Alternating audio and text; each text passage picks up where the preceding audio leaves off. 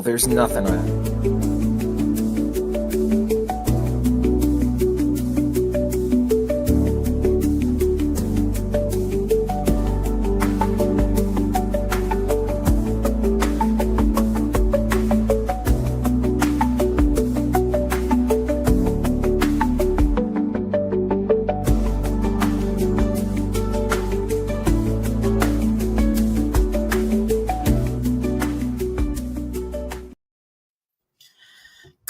Good evening, everybody, and welcome back to another edition of Any Patriots Talk. Yes, I did revise the name from Patriots Talk to Any Patriots Talk to make it more interesting, just so that we don't get demonetized or I'm taking away somebody else's name. But yes, it is going to be Any Patriots Talk from now on. And as always, I got a couple of guests here. Let's start with Andy, aka Dadbot35. How are we doing, my friend? We're doing well, Dow, aka DTN. How are you today? It's been a long day, but hey, I'm here to chat football with two of my favorite guys in the chat, so let's have some fun. Exactly. Today was a bit stressful for me because I had finals, but now that I got finals out of the way, let's talk some football. And for my first time here on the show, we got Austin Forecast. How are we doing, my friend? I am doing wonderful. I couldn't think of a better way to spend a Thursday night after a long day of work than talking sports with a couple of my buddies. So there you looking go. forward to some great things here. That's good. Oh, I also think that Moonshine wants to join in, so let me just get him to make it like a quartet if you want. Let's bring him in. How are we doing? Oh yeah. Hey Moonshine, how we doing, buddy? Yo, what up, you guys? How's it been? It's been a minute. Been a long day at work. I work at a farm. It was warm. We had a lot of plants coming in today. People are buying them though, which is good. I'm excited, but hey. That sounds more fulfilling than my job. I just work a warehouse job, but it's good money, so. Good thing that I brought I'm here chatting football. Yep. I'm glad I brought you three in. Originally, it was going to be me, Austin, and Andy, but since Moonshine came along, let's make it a lot more interesting. And so today, we're going to be we're going to build our own 53-man roster for the New England Patriots. I know that time and time again, there's going to roster changes might subject to happen throughout the offseason, but as usual, we're going to try to build the 53-man roster, starting with the offense, then defense, and then we're getting to the special teams. So let us begin. Let me just see if I get there we go. So let's start off with the quarterback. We obviously know that Drake May is going to be your starting one quarterback, if I'm not mistaken. I don't think anybody's mistaken on that. Yeah, we could. You'll probably just have to type it in. Yeah, I don't care. I'll type it in because I can pull up another screen of like who the current roster is. The suckiest part about doing this, FYI guys, is that I don't have like all of the free. Who is it? The undrafted free agents, so it's going to be a little hard, but as long as I might actually be able to help you on that, I think, because I'd started my own depth chart as well. I think I got all of them, I believe. Yo, you got a depth chart, Moonshine, on UDFAs? So not the whole entire team. Like I made a Excel sheet. I mean, Roger. DTN, yours is looking 100% better than mine. Like I don't know how you managed to put all this together, but I think Austin created it and then he like sent it to me through DMs. Gotcha. Yeah, because that already looks like 100 times better than mine. But I was doing it as well like a couple of days ago. I don't know if I got everybody, but I think I got everybody. I could be wrong. There's a couple people I do need to take off. I do know that. Okay. Yeah, that list I have there to the right, I just kind of cut and paste from the official like roster website. So there is like the undrafted free agents. They're just kind of mixed in. They don't have a number. They just kind of have that dash mark there, if you can kind of see. It's just you're not able to copy and paste. You'll just have to type the names, unfortunately. That's fine. For the UDFAs, you mean? Oh no, the names of the. Okay, I gotcha.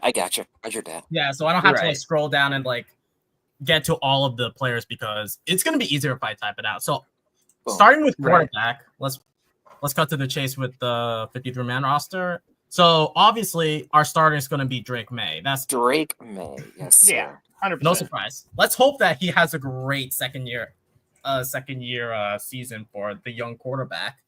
And then obviously second string is none other than Joshua Dobbs. Correct. Yep. The astronaut himself.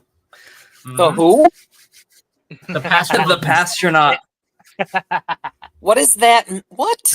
So basically, That's his similar to nickname. similar to like Ryan Fitzpatrick, he's also a journeyman quarterback. So he's like he's a quarterback, passes around every single team.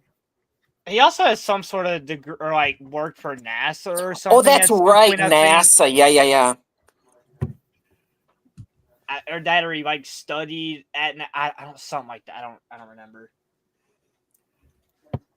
So as far as I know, so the bold is where so I can distinguish of like who's gonna make the 53-man roster and who's not. So I'm gonna like bold every single player that's gonna be in the 53-man roster, and then those who are not bolded are subject to be cut or move over to like the practice squad once 53-man rosters have been like submitted. So Joshua Dobbs, he's definitely going to be in the 53-man roster.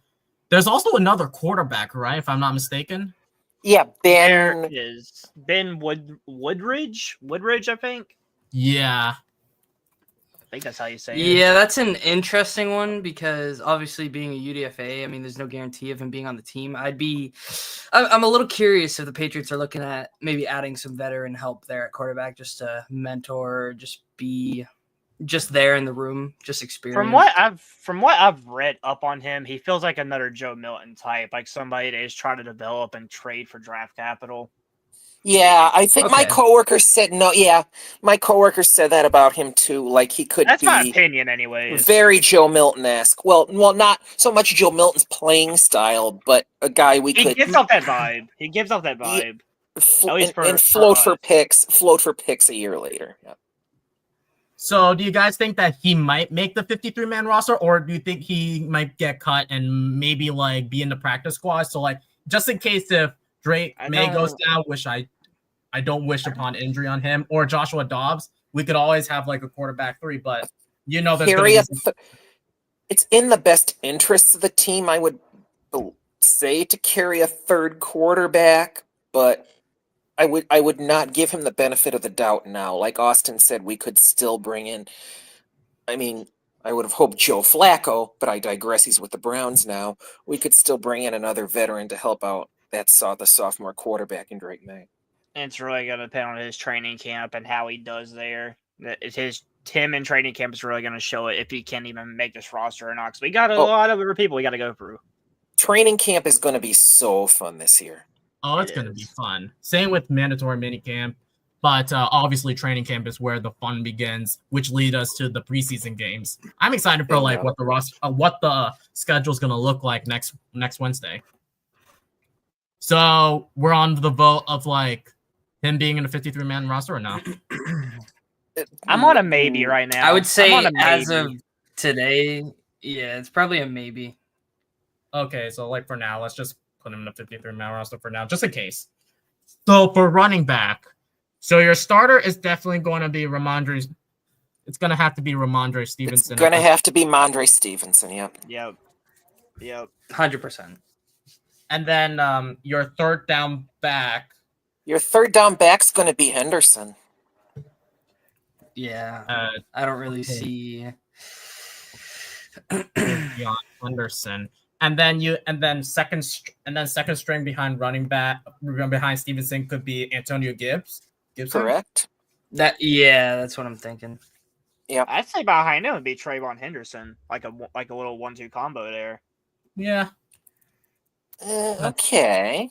Oh, behind Henderson. Okay, cool. Because he was formerly like a wide receiver and then converted to running back. Oh, okay, I see that now. Never mind. And then behind Stevenson, could we add like Lan Larson into the mix? Exactly. I'm sorry. I'm gonna Yeah. shut up. Austin, Moonshine, take the floor. Do what? I said take the floor.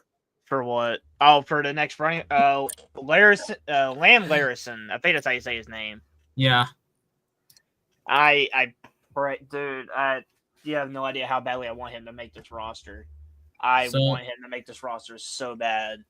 It's Lan, so LAN, Yep. Yeah. and Larison, his last name Larison. Yeah, there you go. Got him. You got it. But do you think that he could be behind Stevenson or? I 100% think yes. So I could see it. So I could see him taking more of that receiving back type role because he did make a lot of plays when it came to catching the football. Granted, he can run the ball too, but he can make some plays as a receiving threat in that backfield. He's built like a wide receiver too. Yeah, you're not wrong. Oh yeah, also we do have Terrell Jennings as well. That's also on the roster right now. But I just don't know. Yeah, I think Lan Larison gives a lot of versatility, I feel. I mean, he has experience playing out of the Wildcat. He can line up as a running back. He has experience throwing the ball out of the Wildcat, and he can line up in the slot as a receiver. Like he just seems like a can do it all type of guy. I mean, we're talking a 5-year starter at UC Davis. And I mean, like his first 3 years, he didn't really do too much, but his final 2 years, the coaches kind of gave him the reins. And I mean, he broke out with 178 carries for 1,100 yards in 23, and then improved on that with a 1,500-yard season rushing. And I mean, he had nearly 1,000 receiving yards to go with that last year as well. So it's definitely a fun player to watch and keep your eye on. What is a Wildcat formation?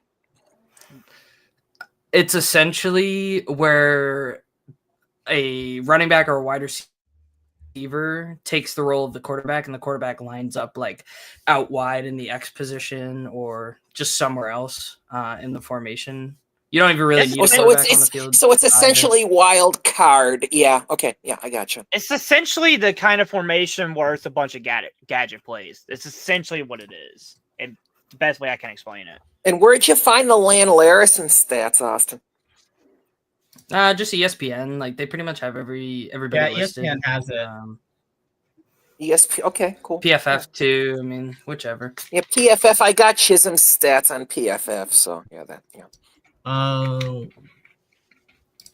I couldn't find anything for Lan Larison. The only exception is that he had an overall grade of 84.8 on PFN. He did ran for 1,470 yards. He then catch for 853 yards. So he could be a wild card, but as long as he pans out in training camp, he should definitely make the roster. And then Antonio Gibson, this is gonna.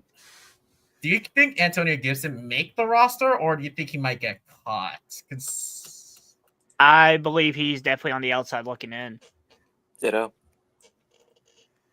I don't want to say he's a definitive cut, but he is definitely on the outside looking in. So it's not a definite yes? I can't say a definite yes because it really all depends on how the rest of the running backs do. Honestly, I'm not even sure how offensive backfield anymore.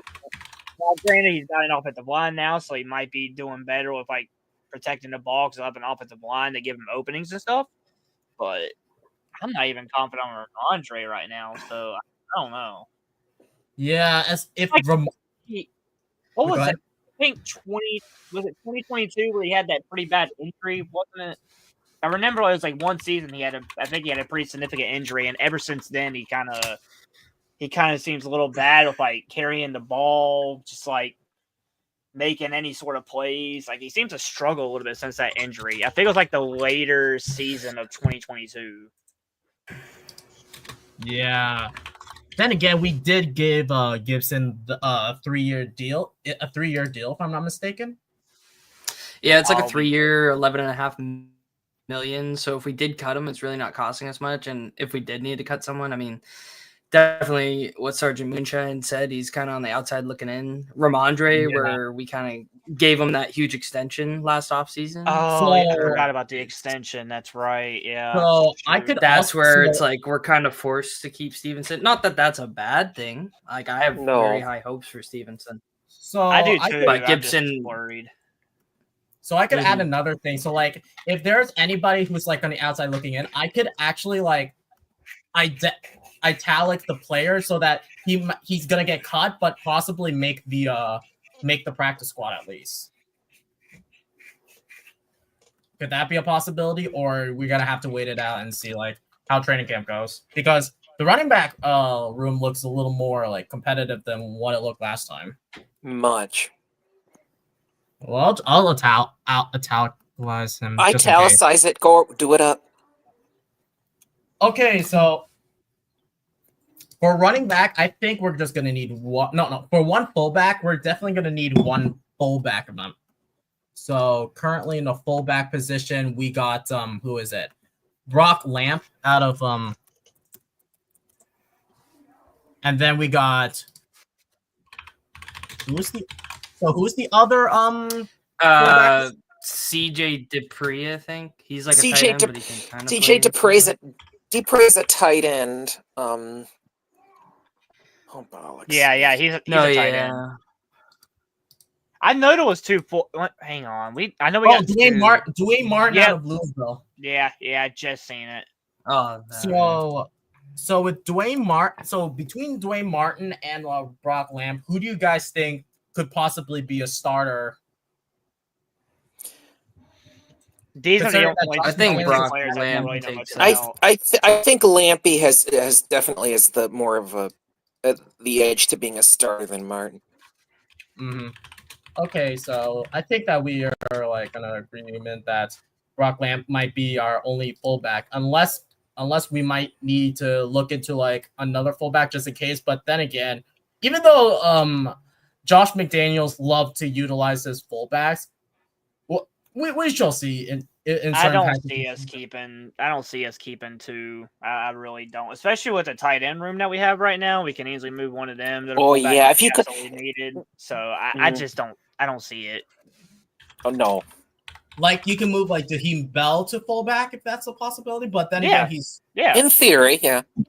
but the problem with Jaheim Bell is that he can't block. He's not that heavy enough to like block or like this, but he could be used as like an H back.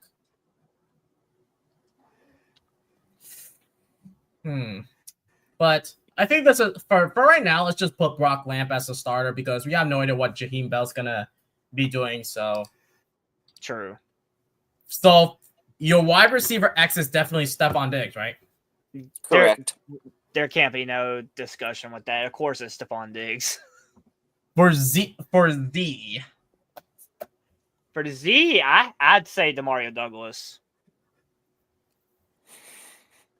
and then your what's the S Austin? Slot. It's Well, slot. the S is slot, which is why I thought Douglas would probably be there. No, I but, thought- I would say Z was Douglas slot. is slot. Yeah. X, wide receiver one's the X, and the wide receiver two is the Y. X. Do you want me to like hold on? I'm so confused. At least, I mean, granted, that's what I learned back there in like high school football. So I don't know if it's like anywhere close to NFL, but when I played high school football, wide receiver Because two was the Y. yeah. Now we're basically crapping ourselves because the X I already I'm gonna know look this up now. Hang on. I'm Slot gonna is see like- this. Oh my god. Thomas Noble is saying Kyle Williams should be our wide receiver Z. What do you think? Agreed. The wide receiver is, or sorry, never mind. Okay, yeah, our wide receiver two would be the Y, and then our slot's the Z. That's so yeah. Oh, so basically you want me to so I can like change this to Y and then change this to Z. Yeah, That that way- kind of threw me off a little Yeah, bit. I know the X and the Z, but the S caught me off guard. I've The- heard of the wa- X, Y, and Z receivers as well. Moonshine, I agree Yeah. with you there. Your X is your primary receiver, it's your playmaker, it's your like ball hawk, it's your guy. The Y is like your secondary option, your safety valve, your possession catcher. And then your Z is like your inside fancy route running. Correct. Yeah. And so to fill out the second stringers and third stringers, like where would you like categorize the others? Like who would be a second stringer for the X? I have Kayshawn Booty. Boutte at X, interesting. Why? Because he was our. You cannot say he wasn't like our best playmaker all season last year. No, you cannot. some Absolutely. He That's why made some hella good catches. The way Drake May was throwing on the ball and him coming.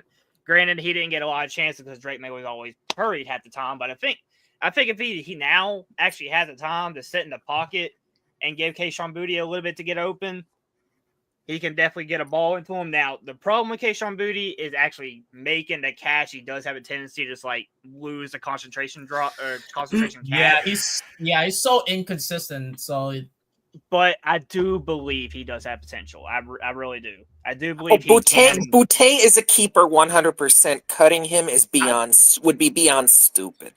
Yeah, I think he's as more of right a now. Just for me, as right now, I don't see any other like backup X receivers other than Kayshawn Booty. Like if Stephon was to go down, like say, I don't know, week 3 or something like that. Only other person I see taking a spot right now is Kayshawn Booty. Unless Kyle Williams like really just blows the water. Shines to be a wide receiver. If Kyle Williams, may rise to be an X, but if that's the case, that Kyle Williams could be your X, not like your backup X, just in case. But then again, I would see not right now.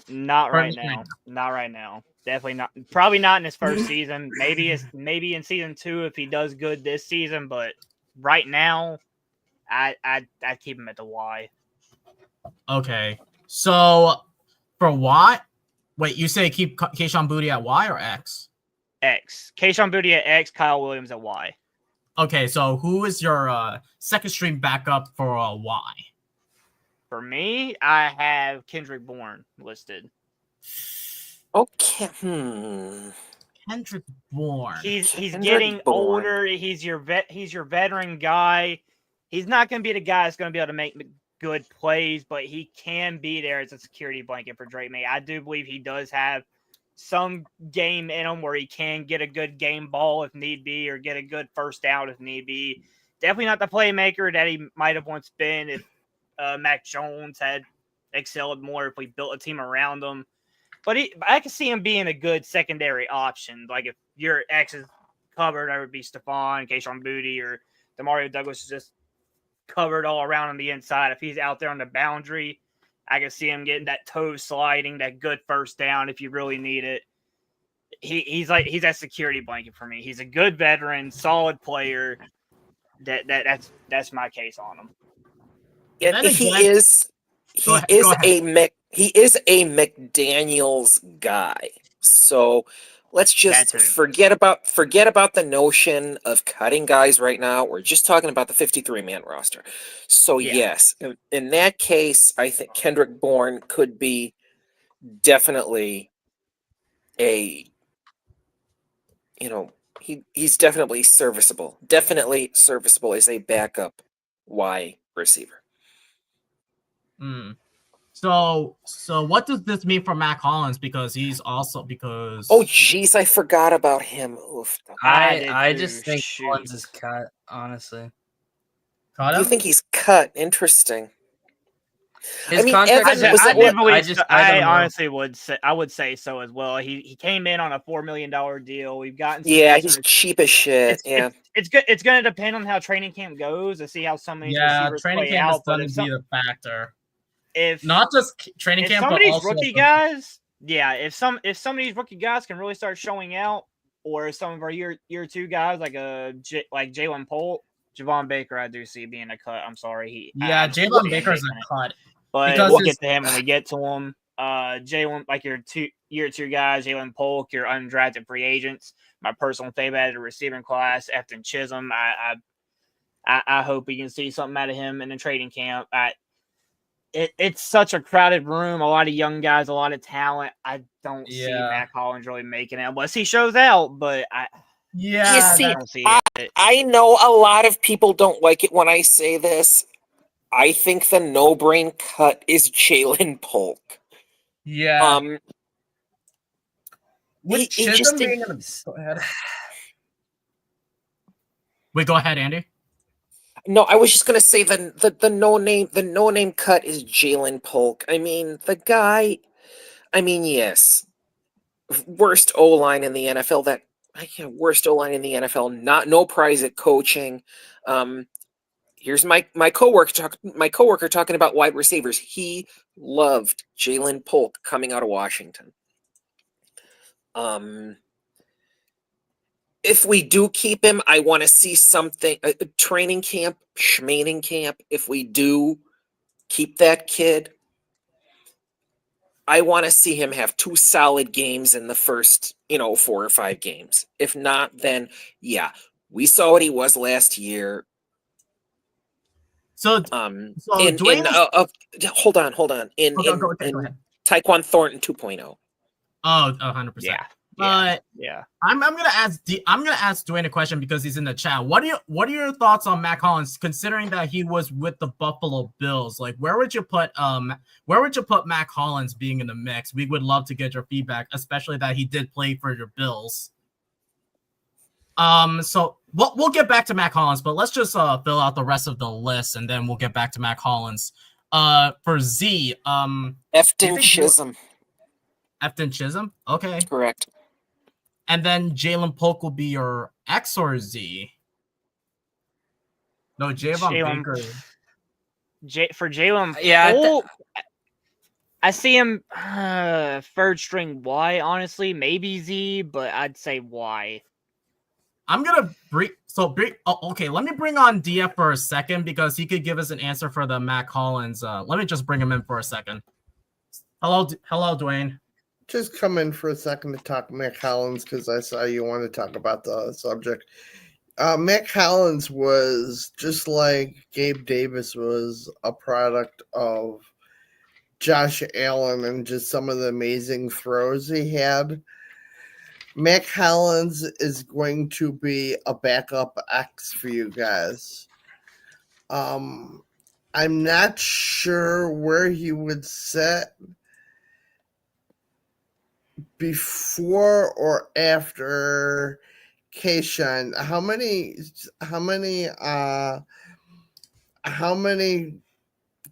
grabs did Kayshawn have last year? Does anyone know? Not at the top of my head. Let me look him up. How many targets? Targets. Holy.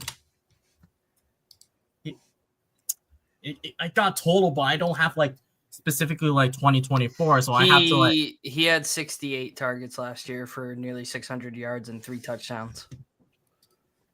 So that's tough because I would put them about the same as far as athletically, but I think where Matt Collins excelled is finding areas in the end zone. He's going to be your end zone guy on the field for filling, but I would put him a Lockett third string probably on the Y. Okay. So that because our last 2 are all 2024 rookie, a second year wide receivers, and we know for sure that they're definitely going to be cut. But we're definitely going to have to find out what training camp's going to look like, because training camp is definitely going to be which wide receivers could definitely I think he's going to beat out Chisholm, maybe even on the Z. He might beat him out on that you're not going to keep 7 wide receivers, that's for sure. Yeah. No.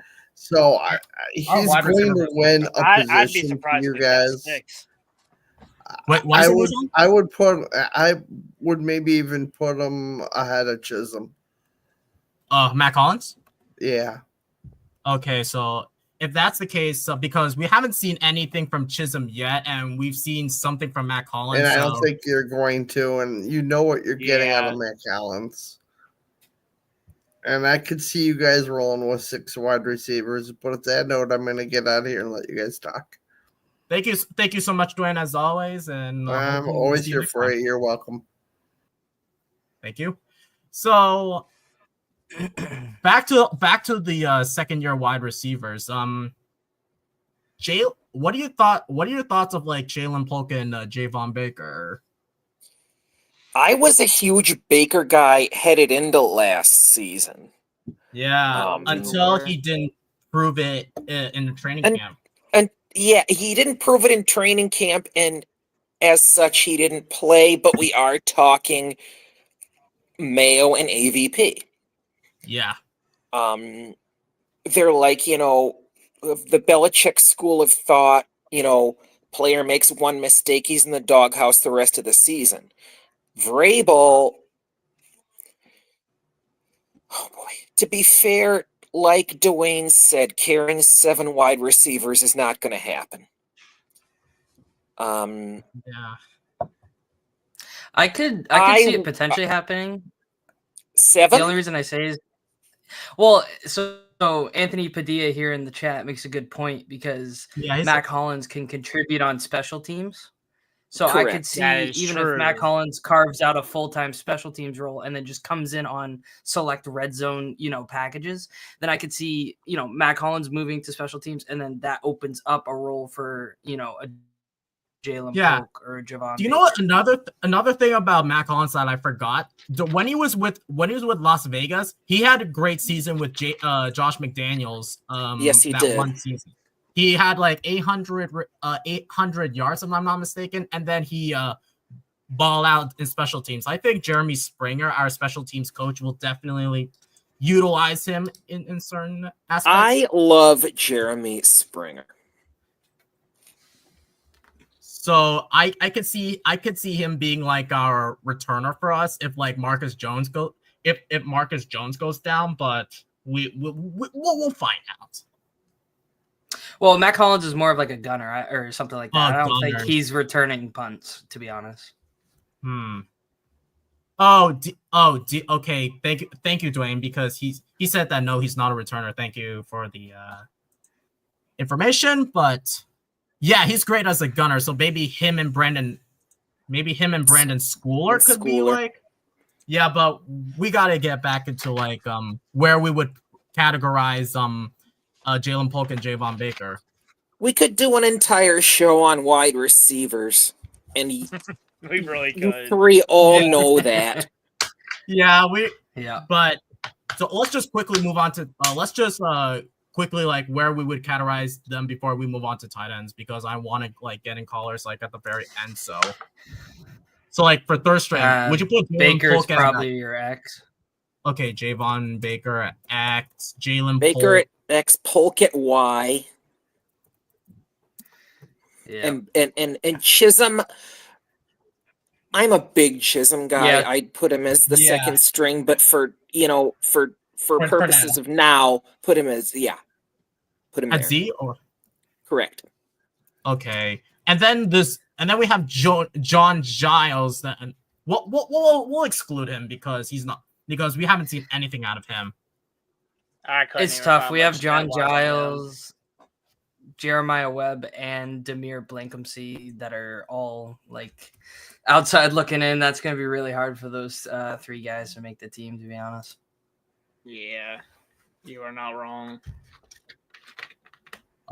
So okay, let's move on to tight ends because tight ends are interesting. So as far as tight ends go, we have like at least 5 tight ends. We have like 5 tight ends or 6. I don't know. 7. Wait, no. 7? Yeah, 7. 7. Yeah, 7. Okay, we got. I'm just gonna read them off real quick. We got Hunter Henry. Unless any of them got cut, I don't know if any of them have. Hunter Henry, Austin Hooper, Jaheim Bell, CJ Dupree, G. Scott Jr., Giovanni Ricci, and Jack Westover. Okay, Westover he's still in, but Ricci is cut. Okay, he's cut. Got it. So Got it. now we have 6 tight ends. So for our Y, would you put would I put Hunter Henry at Y?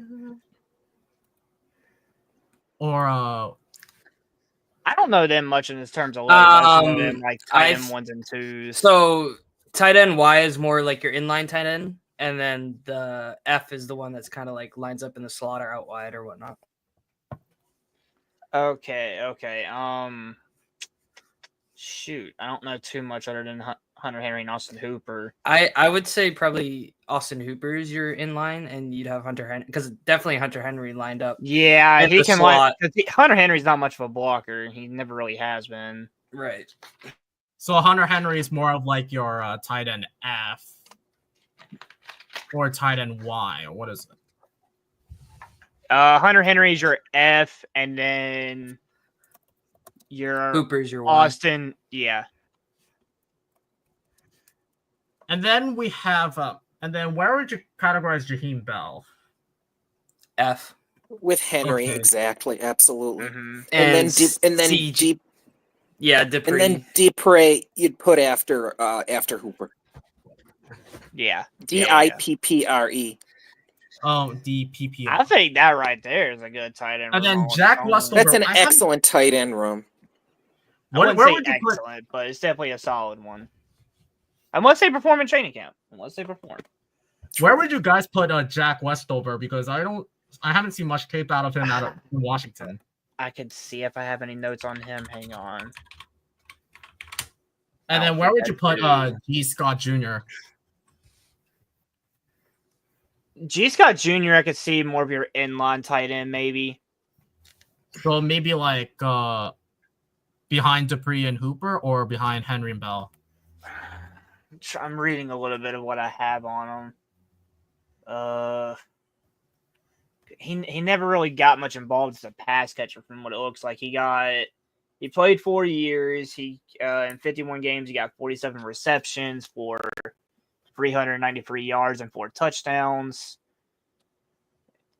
And his best season was last year, getting a good portion of all that. So Ohio State didn't really utilize him as much of a pass catcher. I don't know if he did much in blocking though. I didn't really see anything as much of him as a blocker. Are we still talking Westover? Correct. Yeah. Or no, G. Scott. Oh, Yeah, G. Scott.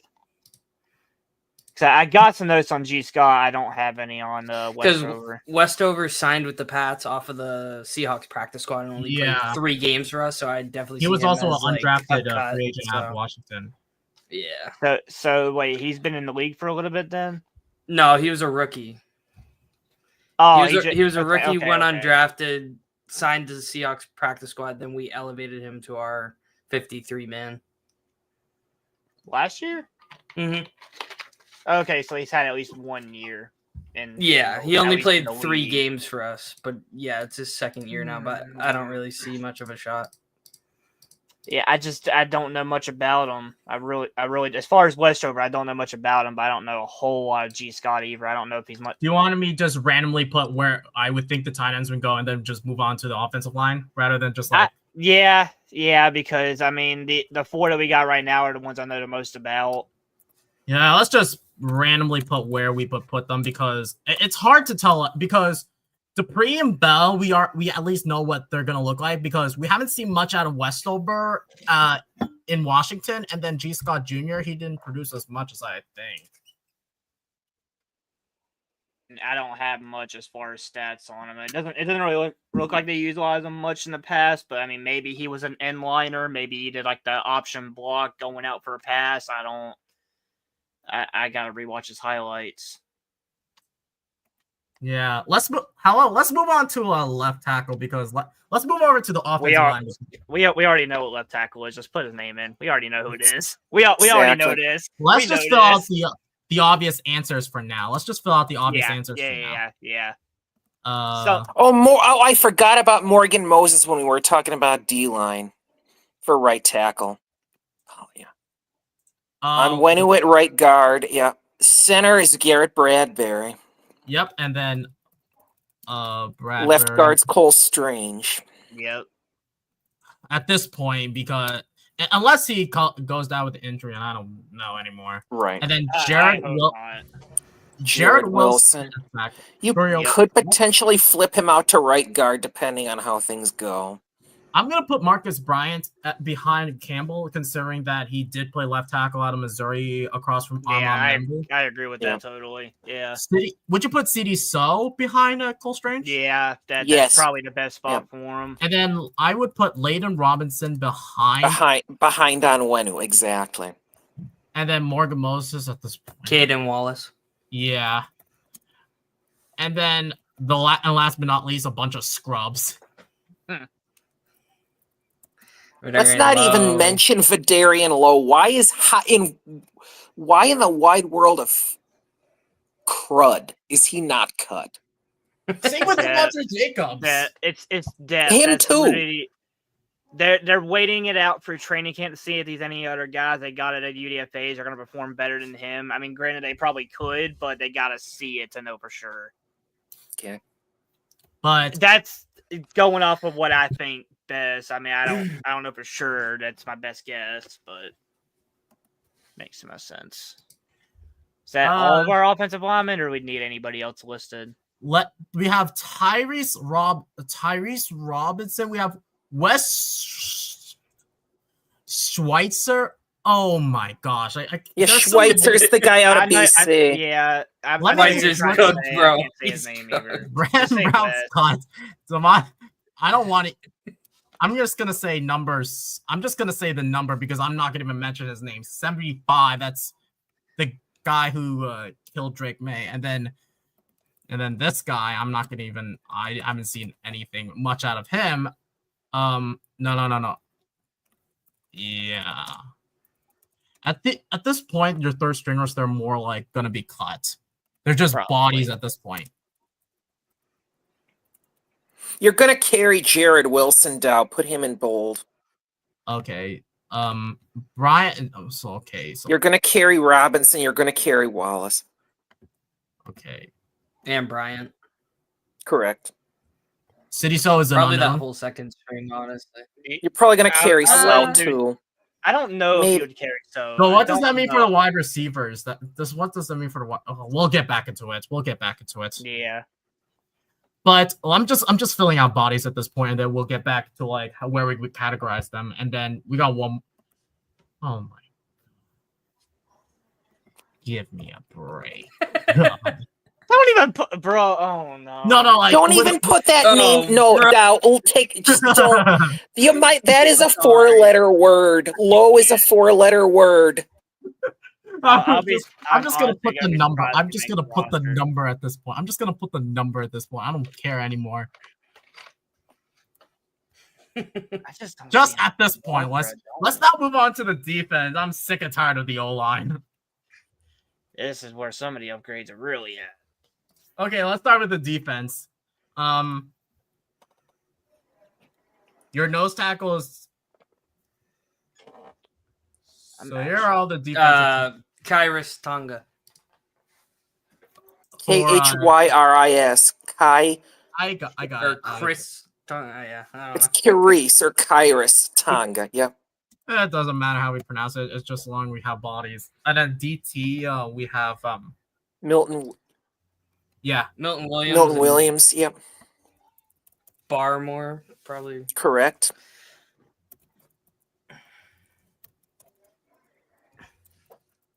and then your elite edges. Between Swinson and Harold Landry, where would no Probably Landry right, Swinson left. Yeah. Well, Keon White left. Oh, Keon White. Yep, right. Yeah, him too. And then Landry right? Correct. Yeah. Okay. And then for second stringers, would you put like so basically currently we have so would you put Farmer behind Williams or behind Barmore? Or behind Probably- Tonga? Behind Tonga? Because nose we have tackle? I mean, the D tackle / edge position is for people that you could see playing both. So maybe we could actually even swap Barmore with Williams and then put Farmer. Yeah, that behind makes Barmore. more sense, actually. Yeah. Yeah. Okay, let me change that. And then, yeah, it makes sense because on Wikipedia it says that Milton Williams is listed at DE, but it is subject to change. But yeah, where would we put Farmer though? I'd You probably put put him Barmore as at defensive tackle. Farmer behind Barmore. No, Yeah, that's what I would do. Yeah. Actually, that's what I did. I should say. oh, Farmer. Okay, yeah. And then for what about Mm. Jaquelin Roy? Oh no, who? Oh, I don't even know much about him. I don't think. We're probably looking at Jeremiah Farms before that guy, to be honest. So, would you put Farms behind Tonga or Williams? Where in the heck did my Williams. There's my. Why the hell is my list Okay. acting up? What the fuck? Hang on, I gotta fix my damn list. It's like bugging out. And then I'll just randomly put There we go. and then we have Jaquelin, and then we have Jaquelin. no. So didn't we draft a guy who's essentially a nose tackle? Nah, I don't think so. No. Not that I can remember.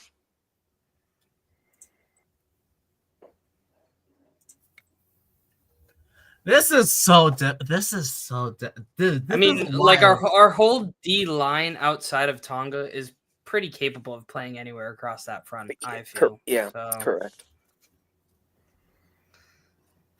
I don't think it really matters where for them. It's just putting them on there. Like I do think Tonga is like our only nose tackle though. Like he's the only guy that's really like clearly above 310 pounds. Like everyone else is 300 or less. Like it's kind of crazy. Well, we do have Eric Johnson at 320. Oh yeah, we do. So like Yeah.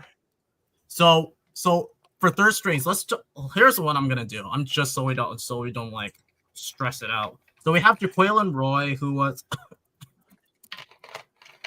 we brought him in, and he sacked who was it? Tyler Huntley against the Dolphins. I remember that. And then yeah, this guy, I don't know much about him. And I think that's it for the defensive line. There's also we have Truman Jones. Wait, where would we put Swinson? probably it doesn't Behind. matter, but I guess behind Keon White. Yeah, because hold on. Braden Swinson, and then we got who is it? Caleb Truman on Jones. Jason. Caleb Vaughn. Oh, Caleb on Chason. That's right. I forgot about him. Caleb on Chason. And then we got Truman Jones. I'll just randomly put him wherever I could at this point. And then we also got oh my gosh, I forgot there's one more person we forgot. We forgot about Anthony Jennings. Well, he's more like outside linebacker, I feel. But Correct. Yeah, Jennings is a linebacker. Yeah. Yeah, but what is the Austin? What does the J stand for? J stands for jack linebacker. So that's like a position where they're not really a middle linebacker or an edge. They're like a hybrid. So could we put like Anthony Jennings into that mix, or? Yeah, that'd probably be like Anthony Jennings, Christian Ellis, like those types of. Even Jelani Tavai, I guess, because I do not want to hear that name ever again. No, neither do I. But then again, Jelani Tavai is labeled as. Let me just fill out some names and then we'll discuss it that I can think of for now, and then you can all. So there's the Mike linebacker. I haven't heard of the J linebacker. Really, I thought there was another term for them. Is it outside? Inside? Yeah, I mean, you could easily say outside linebacker. It's just like another. Yeah. It's just slang, basically. It's just. I've heard of Mike. Yeah, I there's just know Mike, them as there's like Will. inside and outside linebackers. That's how I categorize them. I'm just gonna type this in the chat, everybody. By the way, at the end of the stream, call-ins are gonna be. There's gonna be a call-in show. It's gonna. So I'm only gonna like shorten it to like 2 minutes just so that I can get everybody. So I'm just gonna. So there's definitely gonna be a call-in show, but it's definitely gonna be shortened to like 2 minutes. I don't want to make it super long to the point that I don't want to ruin like take away anybody's time. Just FYI. And if you want to like call in, there's a link in there's a link in the top of the chat that is pinned right now. So just FYI. But going back to the linebackers, where would I put Jack Gibbons behind Spillane? Probably, I would say Tavai behind Spillane. Like I know people hate Tavai, but I don't know. I hate Tavai because of the comments that he made after the Chargers game. And he's a liability in coverage or some sort. Just for now. But I think Gibbons third string.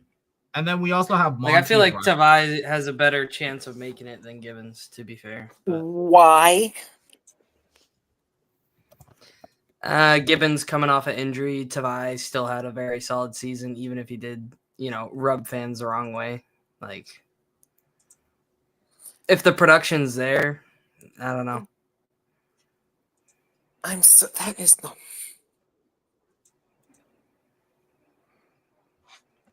I feel like I don't know. I feel like fans get too much in their feels sometimes, and it's like they just take away all the good that he's done for the team, and they just that's the sucky part. But he did thrive when Bentley was out, but correct, yeah. But then again, he's not. I think he wasn't utilized properly under Covington. Then again, Covington really couldn't properly utilize anyone. he was like a deer in the headlights. Correct. So I think we got the linebackers, we got Monty Rice, but I would put him behind Ellis and Jennings for now because I haven't seen much out of him. And now we finally get into the cornerbacks. Finally. Oh, this is fun. So, Christian Gonzalez, is he your left or right? It doesn't matter too much. It's just like one's covering one side of the field, one's covering the other. But essentially, it'd probably be Gonzalez there, and then Carlton Davis. And then Carlton Davis, exactly. And then who would I put it as? Marcus Jones? Yeah. Yeah.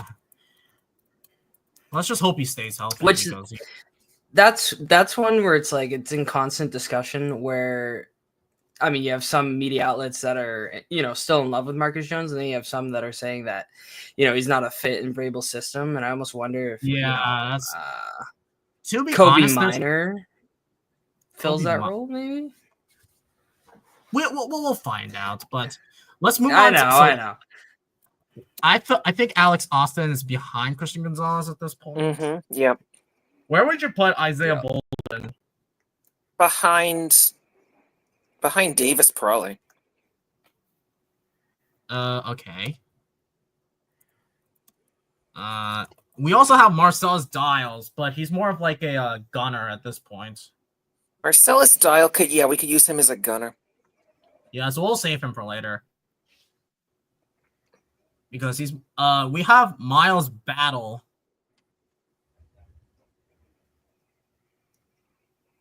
I'm not even sure who that is, to be honest.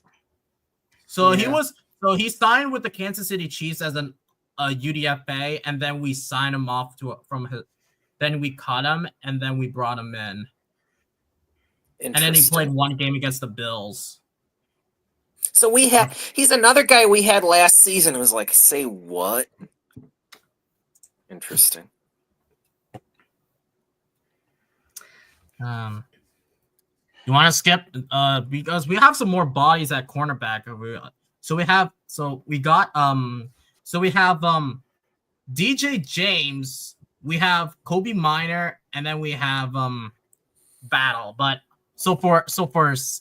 I'm gonna put Kobe Minor for this one. And then for the other bodies, I don't know. I'm just gonna say Miles Battle, and then Just so I don't waste time. I am a little surprised that the Pats at least haven't brought in somebody like an Asante Samuel Jr. to like maybe play that third I'm cornerback surprised role. Asante Samuel Jr. hasn't been signed. Hasn't been signed. Yeah, I mean, I would think, okay, the bad blood with Belichick is gone. Go out there and get him, Vrabel.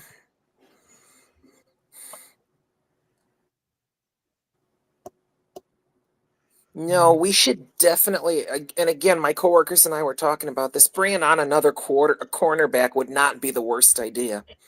And Asante No, Samuel it wouldn't. Jr. would be a cool one. And the longer okay. the season goes on, the cheaper it is to bring in talent. So Yeah, just like Zeke and Dalvin Cook back in 2023.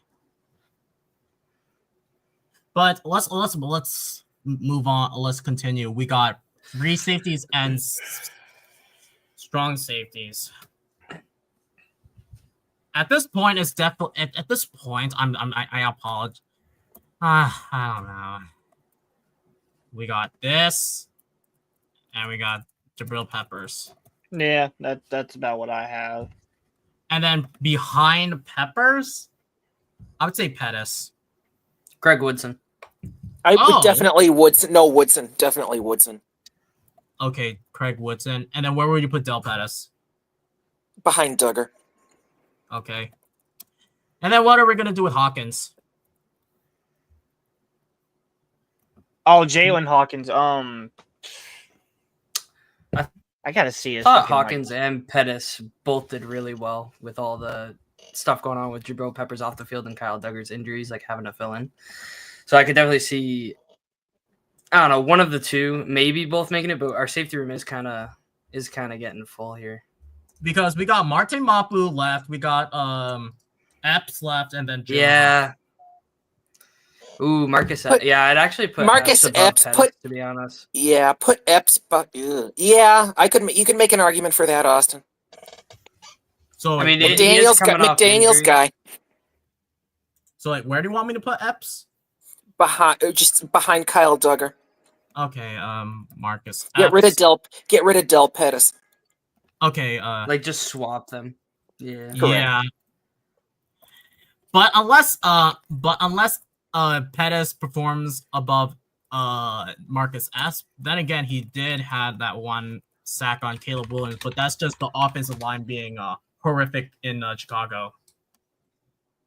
And then I'll put Jalen Hawkins at this point because he's like. And then what are we gonna do with Martin Mapu? I just don't think Mapu makes the team, to be honest. Yeah. Really?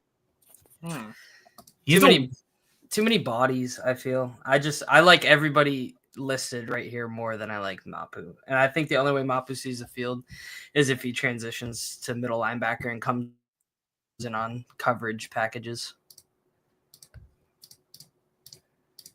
So like he's more like a 4th string to whatever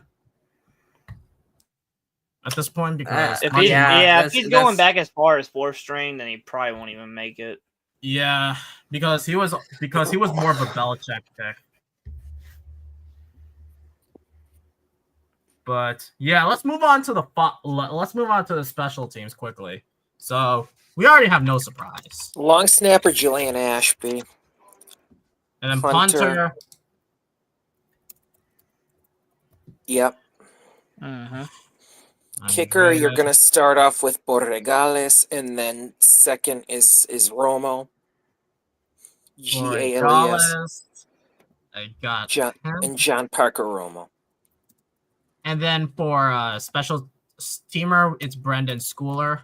Correct. Yep. And then Marcellus Dials. Dial, Dial. Yeah. I'm just gonna have to. Oh, that's first name. Marcellus Dial. Anyone I'm missing? Or is that I think so. I think we got everybody. I think we hit him pretty well, guys. Yeah. Excluding all the other UDFAs that we signed, we just got the big names for now. Because we got a lot more UDFAs on the list Moonshine sent me. Or something like Yeah, that. I still gotta finish mine. I had some stuff happen this past week, and I haven't been able to work on my UDFA list. I'm hoping to have it done by this weekend. Cause I was thinking of putting out a video myself on UDFAs, but that's probably not gonna happen this weekend. It might, maybe Sunday, but I'm kind of jumping the gun because Sunday's not going to work for me. I'll be working, but sorry, Moonshine. I was going to jump the gun to see if any of you guys would be down for just a UDFA. I might be able to do this. I gotta see how many. I think I only have like three or four more people I got to list. Okay. If I can get it, because tomorrow I work from 6 to 2, and then I'm off for the weekend, so I could probably spend the day doing that. I don't think I'm doing anything tomorrow. And then Saturday, probably not doing anything either. I could probably do a Saturday if I can hunker down and get the last couple. I got to see exactly how many I have left. Yeah, I'll be busy. I'll be busy Saturday. I got something in the morning, and then I'll be working in the afternoon, probably 1:30 or 2 to 6. Interesting. So, okay, before we get into the call-ins at the very end, what do you think? Well, I'm just gonna switch the overlay so that everybody can see it. So, what does everybody think about the roster that we have so far? Like, who do you think should be bolded and who do you think should be cut? Let's start I was gonna say before we start though, we do only have 38 names in bold, so there's definitely right. Yeah, you counted Austin. Yeah. Okay, dang, so I didn't even do that. Dang, Jesus. Yeah, I didn't do that either. But who do you? So let's start with running backs. We got every running back that should you carry Dupre. Gibson could probably be boldened. Wait. Did we still have Terrell Jennings, or did he get cut? Oh my gosh, we still do have to wait. Let me take a look. Just we do. Can you put the full list up, please, and thank you. We got Terrell. I think that's the only name that I have left because the rest I can't even find. Because hey, Dow, can you put the full list up, please, and thank you? Defense and offense. Yeah. Hold on. Let me just. I gotta. Oh my gosh. This is through Wikipedia if I can find it. Hold on. Just.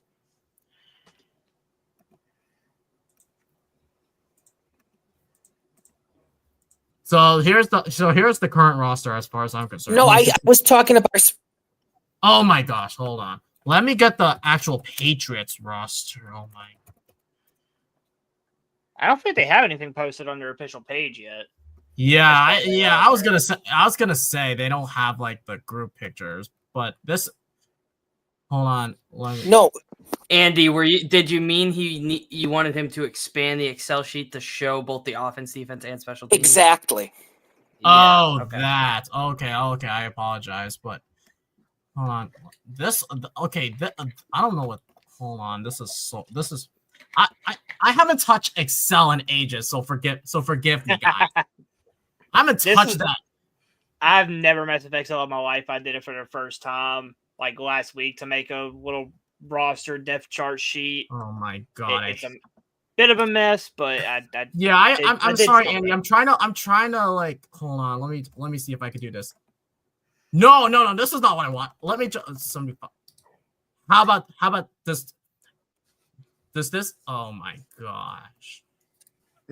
I could definitely give you guys a crash course in Excel if you need it. I'm not the best, but I could too. I've used a bunch of Excel. I had to use it for school all the time.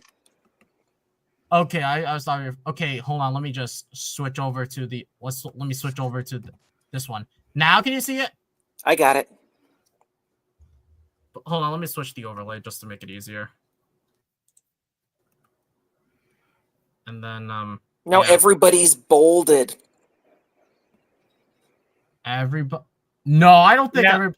No, it's not everybody's bolded. It's got it so far out it kind of looks like it, but not everybody's bolded. Yeah. If you try to zoom in, it doesn't look bolded. But when you zoom out, it's hard to tell. But yeah, what do you think of the roster so far? So who do you think should be bolded? Just so that I know. Um, Gibson probably. probably Gibson. Dupree, Wide receiver, maybe. maybe Dupree. Bold So- Dupre. Yeah. Yeah, I What do think we do with Dupree's Bell? blocking is definitely going to give him the edge in training camp. Over Bell?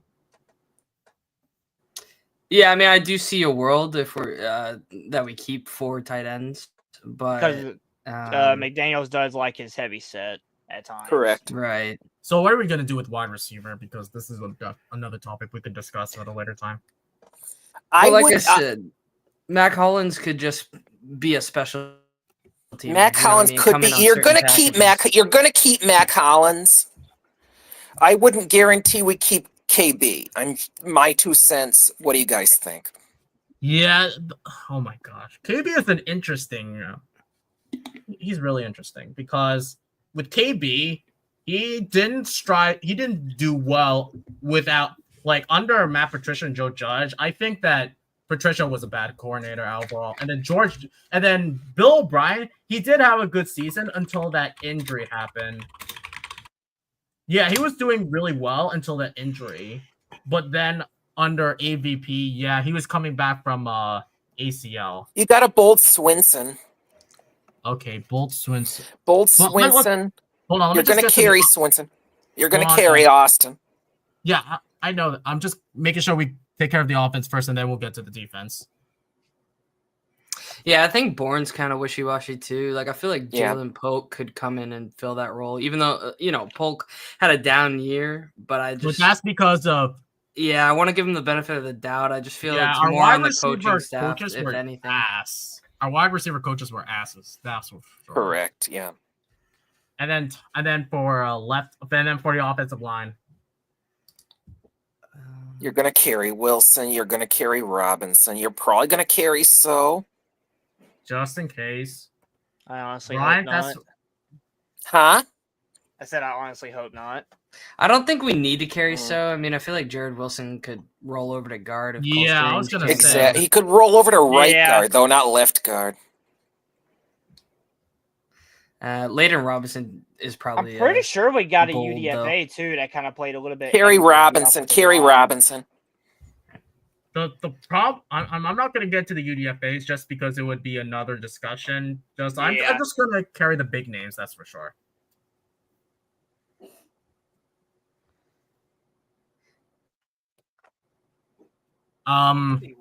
I think we got majority for the offensive. I think for the offensive line, I think we got the main guys because I don't see Wes Schweitzer. He's more of a body. Ben Brown, I don't think that he's gonna be.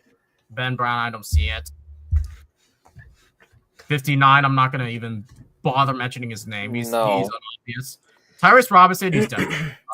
Yeah, I could see. I know you said no UDFA, but Jack Conley, I believe, is the guy you guys are talking about. He plays guard, and he's 6'7". I think He's that'd he's the guy out of BC. Yeah, I'd carry him.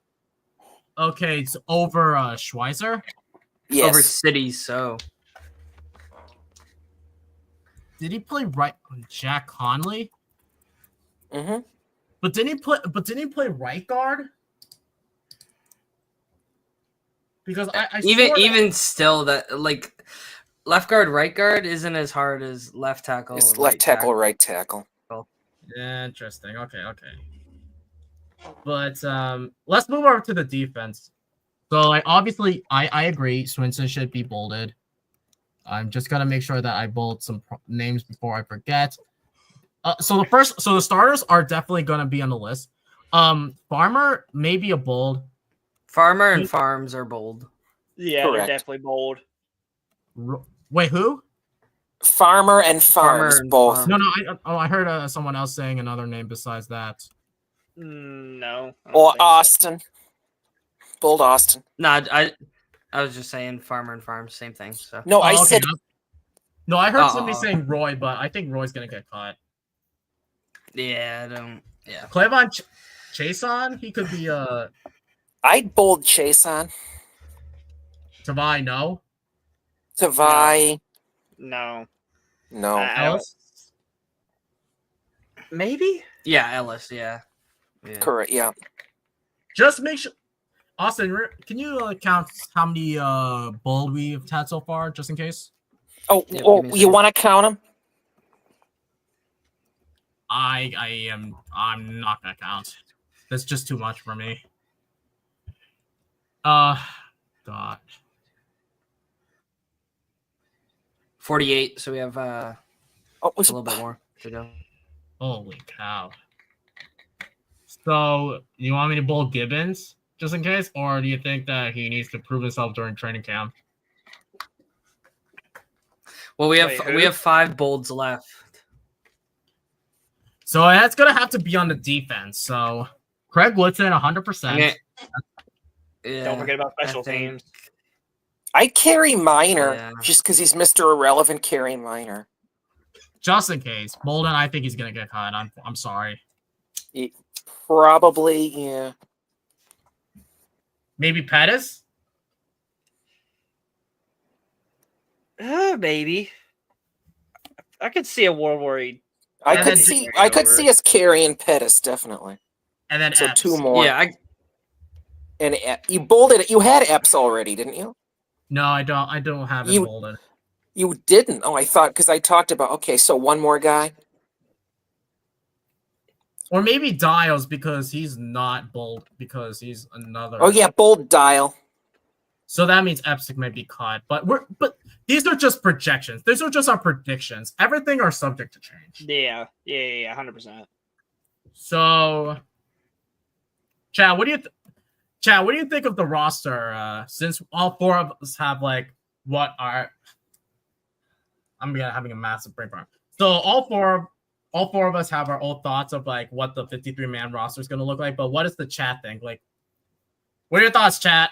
Do you think it's a good one, or do you think there's some changes? Because all of these are subject to change throughout the entire summer, because everything is not set in stone. Some of these UDFAs might get cut for new UDFAs. Jonathan does make a good point I didn't really think about with Diggs and Hollins being our new kind of locker room guys that can also make Kendrick Bourne a bit more expendable. Yeah, I hadn't thought about that. That is an interesting point. Yeah. The only thing that I want to counteract that on is Kendrick Bourne is a 4-year veteran now for the Patriots. Whereas Diggs and Hollins are he's a 4-year veteran now. He'll be he's going on a 5-year, 5-year vet. we do have 1 bold left. We're at 52. Oh, okay, so granted, it is a whole new system, but I mean, he's been with the Patriots for a few years now. He's familiar with the organization and stuff. How can you Anyways, see I the familiar with differences them. there, Austin? I can't see a difference in what we have. Oh, you're on your computer. I'm on my phone, so that makes yeah, I'm on my computer. I'm on my Yeah. computer as well, and I can't tell. I can't tell. I either. have the master Excel and I can see all the edits going on. And Oh yeah, okay. Yeah, What's because the master Excel? Yeah, I'm doing it through Austin's website. I'm not doing it from my Excel. If I did it from my Excel, it would have been It would have been a different story. But yeah. So what is the master Excel? I just mean it's the master file. I created the chart. Yeah, and all he that. created the file. Oh, I gotcha. Yeah. So Epps could be a possibility because it has to be somebody from the No, defense. you had Epps already, didn't you? No, I didn't. Then But, I told you to bold him. Oh, sorry, If- bro. Sorry. If we bro. bold him, I was like, we had 53. Jeez. I miscounted. This is why I don't like using Excel because it doesn't give me an exact number of oh my god. if we I've been bold using him Excel for though, college and I hate it. we're missing Jack Gibbons or Tavai, and I feel like 1 or 2 of those guys make it. So Over which one? I don't know for sure. I just feel like Gibbons and Tavai would probably make the team. So Then again, Tavai, the comments that he made were unnecessary. But then again, we always focus on the negative instead of the positive. yeah, at the end of the day, it's just words. He still produced. That's just my kind of thing. I don't know. It's like Antonio Brown. He's kind of a crackhead. Oh But yeah. if he's going for 1,000 yards for your team, you're gonna love him, right? So Don't even Antonio Brown. Sorry, no, he is permanently on my shit list. Such a shame considering what he could have been, and then he just took that. Exactly. It seems like all That of the Pittsburgh terrible Steelers wide hit. receivers are all divas. All the Yeah, Pittsburgh- somebody put like a thing up earlier in the day because it was AB Smith-Schuster. I seen some on Facebook where it was like a bunch of their top receivers getting traded because of character issues.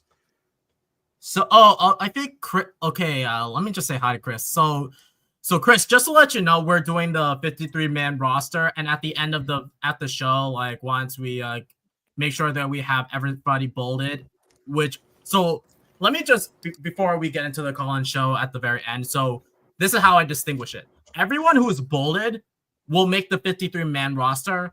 Everyone else who is not bolded are either cut or maybe taken to the practice squad. Dow, one Those quick note: swap out Epps for Gibbons. That's what I thought because we haven't seen much of Epps. I thought Gibbons was great. Oh, thank you, Austin. That makes it a lot better for me. You're welcome. Wait, what happened?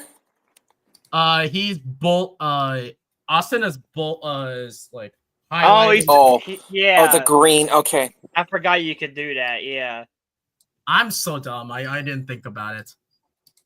'cause that's what I was planning to do with my roster as well, like doing it color coded wise instead of doing the whole bolding thing, because it makes it easier to kind of like categorize like your starters, your blue chips, your potential starters, kind of like how Colby does it with some of his lists. Yeah. Or am I thinking of somebody else that does it that way? Majority of the Austin, that's not working, buddy. on your end or because On I can my see end. mine. You can look back at the stream, Andy, because I can see it from my stream. Austin, I'm sorry, that's not your last highlights aren't showing up for me. For which one, Gibbons or what? No, for the defense. I don't have anything from Dupre down. Oh, maybe if you refresh the page, DTN. I don't know. I have because I could see it from, or maybe from Andy's. Because I could see it from my end. It has to be through Andy. Oh, there must have been a disconnect. There we go. There you go. seeing I it. got it. I'm seeing it. Now I got it. Now you're good. Now you're good. Okay. I see what you mean because I altered everything, but yeah, there must have been a disconnect because it wasn't updating. Okay. Oh, John makes a really good point about Marte Mapu. An interesting point about Marte Mapu. I think Marte Mapu will be a second stringer.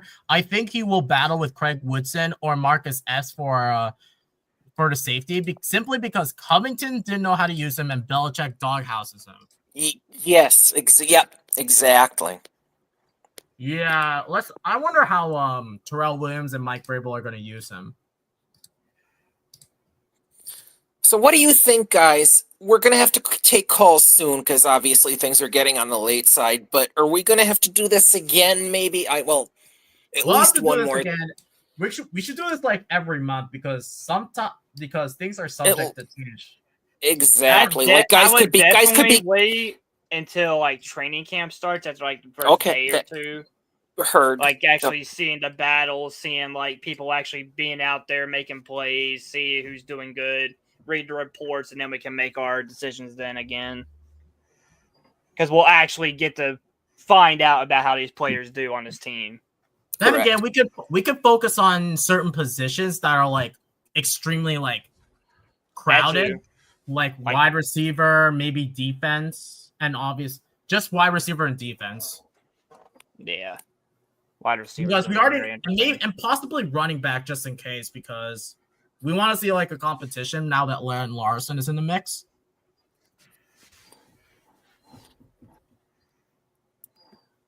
Okay, Do you think the roster looks good, guys? And we can take some callers. I'm ready for the callers. Ditto. Okay, think so. Okay, everybody. So I'm gonna take it down. But if you want me to share it again, so you can see what it looks like, I will. I will freely do so. So I will send a link to everybody who wants to call in. Remember, guys, the only limit is to like 2 to 3 minutes, just so that we can get other callers in. Just like how the AFC East Roundtable did it back in the days, until they like, I have no idea what the heck AFC East did, what the AFC East Roundtable did. But I'm doing the same format that the AFC East Roundtable did. So call-ins are welcome. Just remember, make sure, keep it Patriots. In the meantime, I'm gonna get myself a bottle of water and then I'll get back. My mouth is so dry. And also keep in mind, chat, for most of you that are probably coming from the Discord, you can also, I'm not going to say for everybody else, but if you wanted to ask me a question, you can message me directly. You can add me in the chat, and I'll answer it to the best of my ability. I'm trying to get more involved with like keeping up with the Patriots, keeping up with the roster and whatnot, and how people are doing and all. So, got any questions about like any specific player, specific position? I'll do my best I can to answer. I'm always up to talk to Patriots talk. Always. Because just FYI, even though I'm like the host of the NE Patriots talk show, I created this show so that everybody from either like Patriots Global's channel can interact with all of us. This is meant to be like for all like Colby's fans, or maybe like all Patriots fans, to interact with one another. So this is a fun show that I really want to create it, since those who are not like Patreon members, I don't like, it's hard for them to like interact when it's just in the chat. So I want to hear like what their thoughts like are IRL. So I just want to hear it from everybody's point of view. But also King Jamie, you can like join in if you want, because I think I saw you and Anthony at one point joining in. So Chris, you can also join in if you want.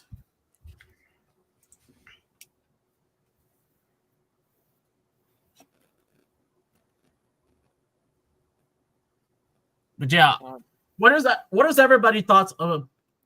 Okay, I think we got Tom. Let's bring in Thomas, because I think that so I'm gonna start from everybody in order. So let's start off with Thomas.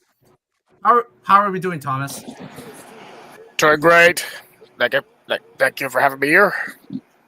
That's good. What are your thoughts on the 53-man roster, and anything you want to change or anything you like? I mean, the 53-man roster looks good. To my opinion here, the one player that I like, the one player I'm looking forward to see here is I always ask about Kyle Williams. Honestly, been a fan of that since we drafted him out of Washington State. Like, according to ESPN and everyone else, he is the most underrated wide receivers in this year's draft class. His speed is like really great. I'm looking forward to that here. What do you guys take on Kyle Williams? I think he's definitely going to be one of the more underrated receivers. He was coming in as probably the most underrated player in the draft. I mean, looking at some of the plays, like some of his highlights, he's pretty explosive in the short game, getting the ball out there and like the wide open, like trying to get a little screen going. He can break some tackles. He can get out there in the open field. Pretty excited to see what he's got. Yeah, I was really excited for the Williams pick. I said, this is a guy Josh McDaniels is going to be able to scheme with. I don't want to juxtapose him to Jacoby Myers, but because they're different receivers. But yeah, I mean, you got the new offensive coordinator, you got the new wide receivers coach, and this is a rookie who is he is a total spitfire. And I think in mock drafts had him going mid-50s, high 60s. Daniel Jeremiah had him ranked considerably higher than he wound up being drafted. So yeah, I'm psyched for the Kyle Williams pick. Austin, what are your thoughts on Kyle Williams before we get into Thomas, whatever? What are your thoughts on Kyle Williams? Yeah, I think Kyle Williams was a great pick. He's being touted as the greatest pure separator in the draft, so that's something to look forward to. Something else I'd like to point out about Kyle Williams is that he's shown like proper growth, right? And what I mean by that is, he had not last season, but the season prior, he was a good player, but there was definitely things he needed to work on, like his routes, and just like his fakes when he's going into them and just not rounding them out type thing. And what he showed in the following season is that he was able to build upon that and improve. And it just, you don't see that a lot. Some people are arrogant and think, yeah, whatever, I'm a good receiver, like I'll make it regardless. Like Kyle Williams, like continues to prove and put in the work, and it's just nice seeing that solid uphill progression versus some of these other receivers. Any final thoughts, Thomas, before we move on to the next caller? Not exactly. Well, thank you as always, Thomas, and I'm looking forward to see you again in a future live stream. Sure thing, absolutely. Well, thank you as always, Thomas, and let's move over to my our good buddy Chris, who we always see in the Discord chat. Let's bring him in. How are we doing, Chris?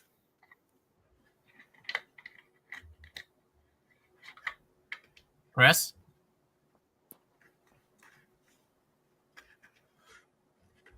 You there, bud? Your mic might be muted if you're trying to talk.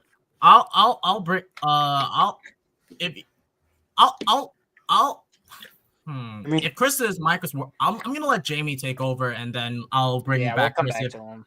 We'll go back to you, Chris. Let's bring in Jamie, the man, the myth. Hello, Jamie. How are we doing? Hi, boys. How we doing, man? Hey, Good. hey. Cheers, boys. Cheers. Hey, I was Cheers. thinking about something today. So we were doing a stream on my channel, and we all decided to jump off and come over here and say hi and stuff. We like DTN. He's a really good one, dude. You guys got a good one here.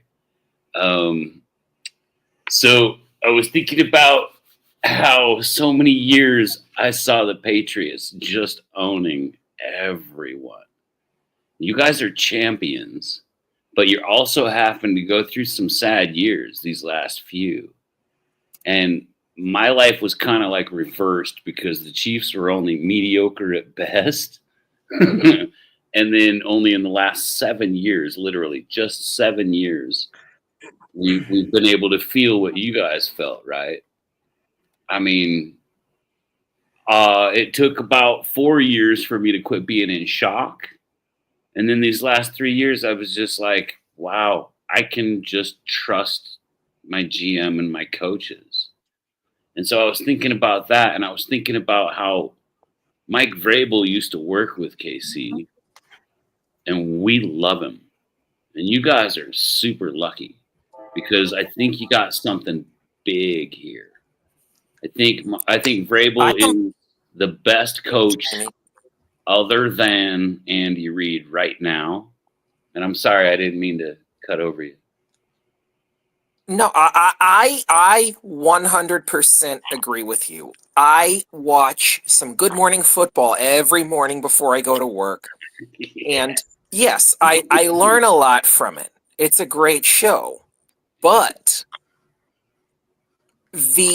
what amounts to the undercutting of Mike Vrabel is making me so mad. Who's undercutting him? It's not, I shouldn't say that they're undercutting him. It's just that, like, I shouldn't say that. There's I'm a lot sorry, of I take it. fear. There's a lot of people afraid right now, but ain't nobody talking no smack on Mike It's Vrabel. not undercutting. It's like, Better not they, be. and I told this to my coworkers. It's like they're talking up the Cowboys, the Titans, the Raiders, because they're thinking, oh shit, the Patriots are sitting there with Mike Vrabel and Drake May.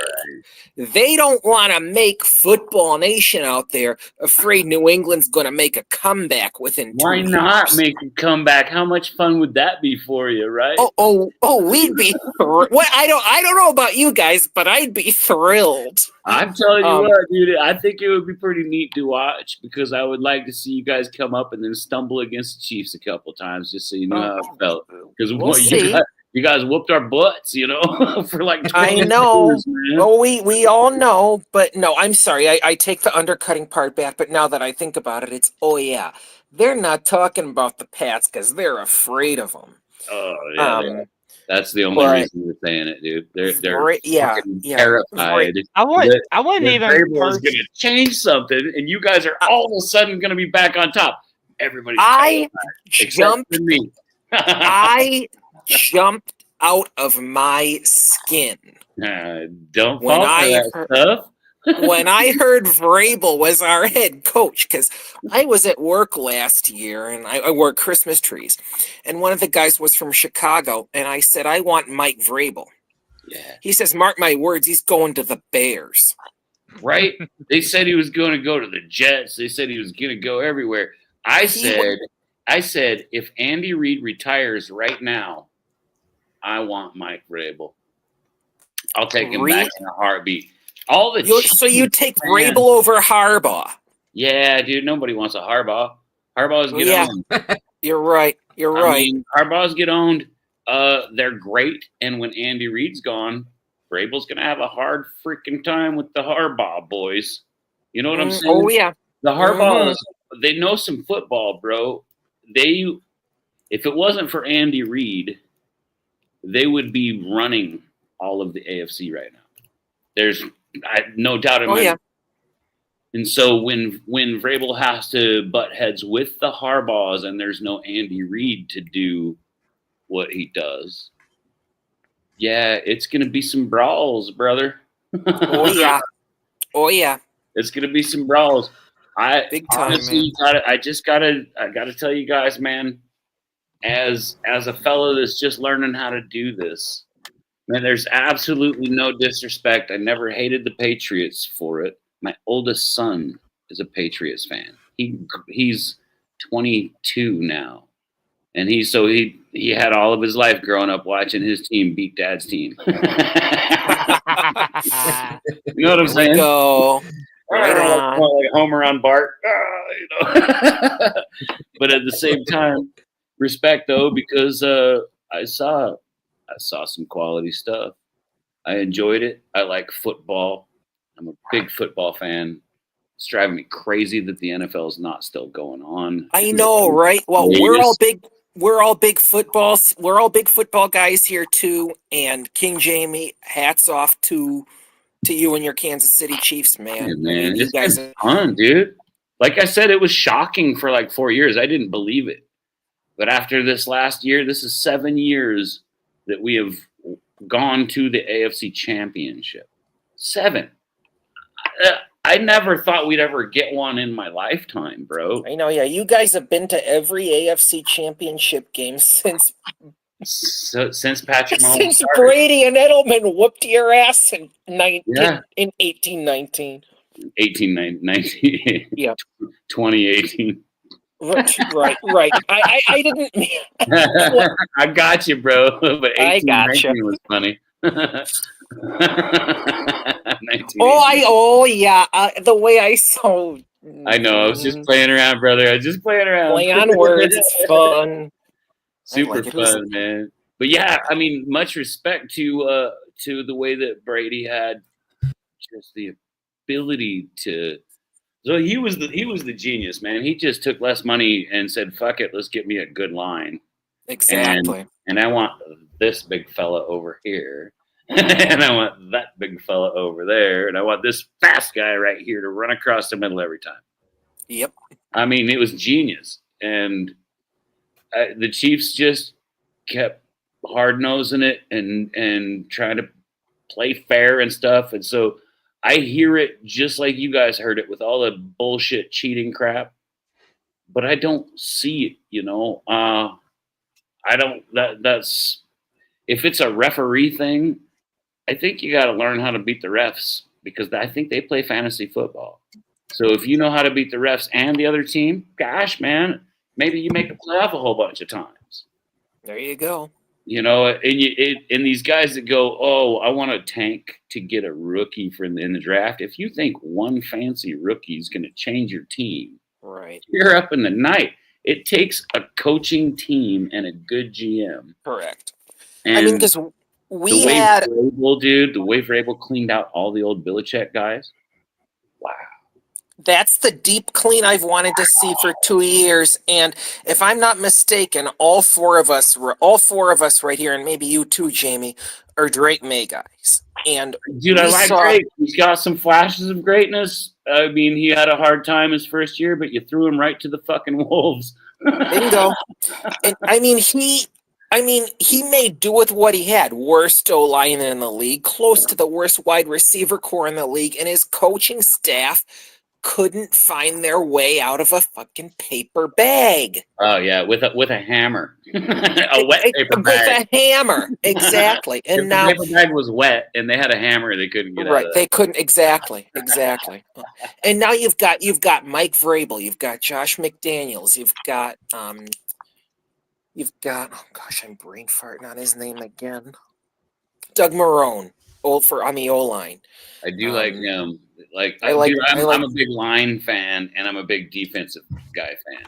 So everything defense, I And love it. Jeremy Springer on special teams, underrated signing too. So You know what though? So you were talking about Lowe. You don't like him, but my point none is, of us particularly I likes him. understand you Nobody. guys. I totally feel it, but at the same time, it's like what DTN said. As long as there's bodies out there, because right now we're allowed like 160 players on a team.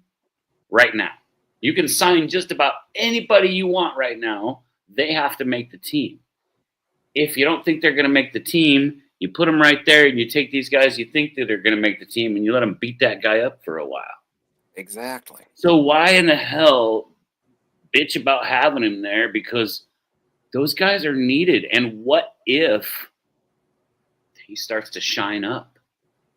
What if he starts to shine up? And this is what I like about Brett Veach as a GM for the Chiefs. So this guy sees these glimmers of, wow, we could train this right into him.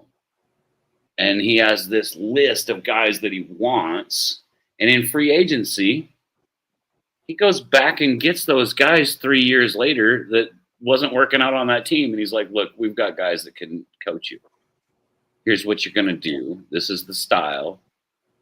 Vrabel knows this. Vrabel's really good at it, too, because he was a great position coach, man. Completely different position and different teams, but I mean, can you name especially a Patriots fan who liked Sam Darnold So before he went to the Vikings? I can't. I liked Sammy Darnold when he got first drafted to New York, but I knew he was doomed because the Jets have never been able to develop a quarterback. Exactly. I see some coaching over there in New York right now at the Jets. Looks like I think there's the guys gathered together that can do some positional coaching and teach them Aaron Glenn's idea. If the And organization look doesn't get out, boys. Look out. They're not going to be sloughs anymore. I mean, this is what I think. It takes coaching. That draft pick ain't going to do squat. If you got the coaches together, you can take the second to the last pick every year or the last pick every year like Kansas City has done for the last 7 years. And you can still be a contender. Right? We got an A+ on the draft. Considering the pick we had, the Chiefs got an A+. We got better. It's disgusting, dude. I love it. I'm so stinking excited. You guys Brett got Veach Josh is Simmons. You guys got Josh Simmons. Dude, we got Ashton Gelati. Watch out for this kid. He's got a motor that's beyond what I've seen in Karlaftis, man. Like, I shouldn't say that, like, because I love Furious George Karlaftis, but like, we got backs and we got safeties that switched up. That, like, as much as I love all the guys on my team, and I just love them all, man. I don't have anything bad to say about anybody that's ever been a Chief. There was a couple I was like, why? But at the same time, hey, they were in the kingdom. I love them all, man. I'm in my 50s. I saw a lot of sad Sundays. Now I get to see the sunshine, you know? And in the Midwest, There's no beach to go to, bro. We gotta just suffer on Sunday, you know? I've been to the Midwest. I've made a couple of trips to the Midwest, and yeah, I mean, you got the Great Lakes and a whole lot of farmland. Yeah, man, it's boring. So Not a lot of beaches over there, man. A lot of football. A whole lot of football. That's cool. Sad Sundays kicked our butts for a lot of years, you know. So in my life, I've learned to watch these new rookies come in, and I have a lot of hope for all of them. I like to look at even guys that have been there for a few years that maybe other guys, you know, like don't like or whatever. So I hope Lowe shines up because of this. You know, what if he shines up so much that he actually gets a good contract somewhere and does well? Especially line guys and especially defensive guys too, right? I love my defense, man. I love everybody's defense. I wish they would give our defenses steroids so we could kill offenses. Just smash them, all of them. Never heard that one before. Come on, man. It's silly. Silliness. But yeah, for real though, I love defense. Defense, Smash Mouth football is fun stuff, man. Dude, it wins championships.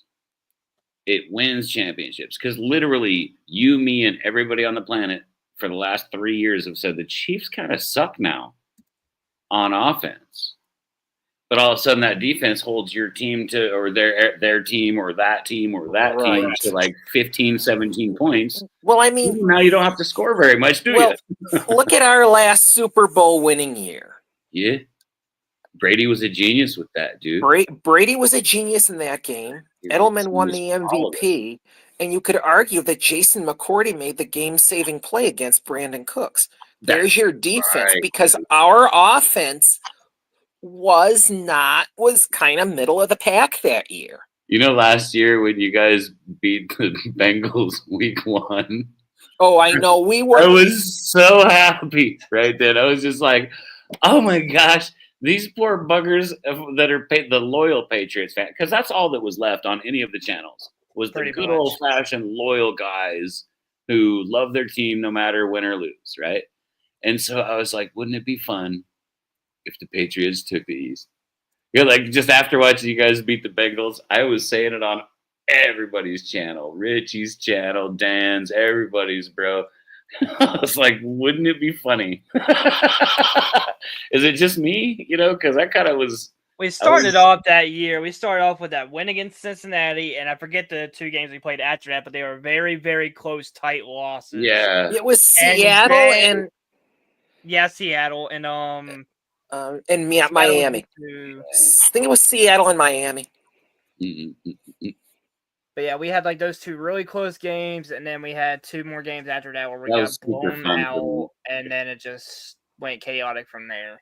Yep, exactly. It was super fun for me though, because I was rooting for you guys like pretty much all year. DTN knows I was just like underdogs. Love underdogs. And then when you guys beat another couple of teams towards the end. It wasn't anything fancy, but Drake May showed some flashes of fun greatness, dude. Yes, he did. I mean, it wasn't like he didn't have a team. Like, and the defense was trying real hard. I mean, gosh, God love all those guys because they tried really hard, right? And the offense too. I mean, props because they really 100%. Tried hard. And I'm no disrespect to Joe Milton. Disrespect to Joe Milton. I'm super happy for the guy. You know, he's in Dallas. It's a whole new part of his career. When everybody started going wild about, he won the Buffalo game for, the Patriots. And I thought, and, apparently there's guys on TikTok, I heard from one of my coworkers the other day, who were calling him the next Tom Brady. I'm like, Joe Milton beat the 2s and the 3s of the Buffalo Bills. I don't think there's ever going to be another Tommy. I don't think there will either. I But think let me that tell guy you was about that first absolutely one of a kind. Bills game. We were playing them on the road. They were 2 touchdown favorites. Our defense holds its ground. Drake May beats those suckers. I mean, he did pretty He good. eviscerated their ones. I mean, really. Until the Ramondre Stevenson fumbles, and I would never forgive him for that. Well, look, hap crappens, and when a guy messes up, so like what you guys said with Belichick, it was if you screw up, you're freaking out, right? And so, but Vrabel knows, and this is kind of a Kansas City thing too. So Vrabel's learned this from being outside and looking back in. Right. And he brought this back home with him. And When we have a guy Mayo, and screw up, because Mayo was. Let me finish here. I'll take that comment in just a second, man. But listen, Right on. once a guy screws up in Kansas City, we feed that sucker the ball like 10 times in a row. And you know what? That literally pounds it back into them that they can do it. They take that mess up and they try not to do it again. Even if they do it again, you're going to get 9 more in a row and then 8 more in a row. And then so pretty soon it's going to be out of your head and you're going to understand this is what we need you to do when we need you to do it. Right. Milton did a good job for a minute. He did. You know, I respect to the guy. And he made it to the NFL and he got to be a starter in the NFL, bro. How many people get to can do never that? see anything bad about Joe Milton. You know what I'm saying? Like I don't know even exactly have what anything you're bad to saying. say about like Zach Wilson or anybody. He had a rough one. And that New York Zach Wilson had it so rough. Ooh, that New York crowd will eat you alive, baby. Yep. And boy, I don't think Mac Jones had it rough too with the whole Mac Zappy thing, and that is why again. Mac attack. Yeah, exactly. Mac had a hard road too. There was a lot of people poo-pooing on him the entire way. And they didn't realize what, and the Crafts, to their credit, realized, and this is one of the reasons Belichick wound up getting canned. The one strike and you're out crapola doesn't work in the, just doesn't work in the NFL these days. Well, now it comes down to, look, are you trying to fix this? Right. And near the end, it was clear that Belichick was not. Well, and here's like a reason the Chiefs didn't want Tyreek Hill anymore, okay? Yeah. When he was in college, he beat up his pregnant old lady, right? Mm-hmm. Okay. And then while he was at the Chiefs, we said, listen, this is what you can't do. Don't ever do this crap. And what's he do? He breaks his kid's arm. And so we said, you're gone. He's like, I want money. Well, you better go to Miami to get it because then you can sit on the beach when you don't do shit. You little woman beating child abuser, And then what's he do? He goes right there and beats up some guy that's cleaning a boat and then knocks up every chick in the regional area. So, yeah, we see it. Kareem Hunt, he was punished. He kicked that hooker that called him the N-word. But it was on film, and then he kind of like he fibbed about it. He literally didn't tell the Chiefs. Yeah, he did, yeah. Right. And then so we were like, we could have let you go, but you lied. So bye. Right. Yeah. He basically did his time in Cleveland, which is where you go for your career to die anyway. And then he came back and we were welcoming and look, he's doing a good job and he understands. You got 7 guys in your entourage in the party, have them kick that hooker out. Rashee Rice raced a car real fast. Who doesn't do that? He got in trouble because he wrecked it and tried to ran off, but he was honest about it. Went back. Okay, we'll give you another shot. We're still going to see him miss some games this year because last year he was injured. He didn't get to miss the games he was supposed to miss. Okay? So guys screw up. I have looked around this whole entire planet for somebody that's never screwed up. They don't exist. I can't find them. I screwed up. Right. Like that kid, do you believe the $350,000 fine they gave to the kid that pranked Shadur with a phone call? Who That's has never called someone and said, "Is your refrigerator running?" I mean, like no, very few people really. come on. Like, I'm old stupid. though, so we used to like doorbell ditch and everything. You know, I mean, it's pranks. It's a prank. It's a Right. phone Oh, call yeah. prank. Make Oh, him yeah. clean up a highway. Make him go out there with the inmates and pick up trash on a highway. Don't ruin his life. Are you shitting me? You know, over Shadur Sanders, the guy I was surprised even got drafted. And that's a story for another time. Seriously, yeah. Any final thoughts, Jamie, before we let in Brady Yeah. Cullen? Last thing, much love and respect, boys. Thanks for having me on. Thank you. Thank you as always, We appreciate Jamie. It's nice having somebody Go outside Patriots. from the Patriots to join us. So thank you as always, Jamie. Let's see if we can bring back Chris in. Let's hope his microphone works. Because Yeah. I think he's waited for way too long already. Let's bring him in. Well, how are we doing, Chris? Can you guys hear me? Yeah, Oh, yeah, we there got Yes, you. sir. Oh, thank God, bro. My phone is tweaking bad right now. Oh, like my phone was acting up a couple of weeks ago with this. I'm like, come on, man. I want to just throw the sucker, right down on the floor and be done with it. Go on. Real quick before we start. Does anybody here have Android? Yes. I have an iPhone. Love or hate the update?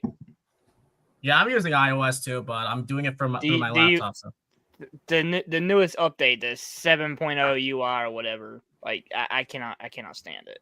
It's terrible. I have an Android and I love it, but that's It feels like they're trying to go iPhone, but I digress. yeah. So, guys, I got a lot to say. go ahead. So, Floor's yours. so What was that? Okay. Hold on, it's let me put him as the spotlight because this is your show, Chris. I appreciate it. So, look, guys, check this out, man. I can already tell like other teams are very afraid of what we could possibly become, just because of look at the turnover at the not only the coaching spots but the skill positions. So we have Drake May going into year 2. We're gonna have Travion Henderson, right? We're gonna have Stephon Diggs. We're gonna have Kyle Williams. We're gonna have Hunter Henry, and we're gonna have Josh McDaniels calling the plays, and we're gonna have Rabel overseeing everything. You mix in a great free agency period with the kind of draft that we had. Man, I really think that we should be winning 8, 9, 10 games. Honestly, I see a huge leap coming for us just because of, I mean, the Jets are still the Jets.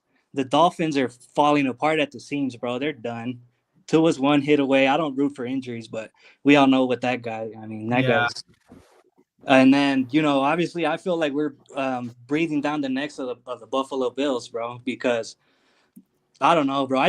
Outside of Josh Allen's playmaking ability, bro, I don't really like Keon Coleman and like Dalton Kincaid, bro. Like they're pretty good players, bro. Don't get me wrong, but like Dalton Kincaid has already proven that he's not very dependable when it matters.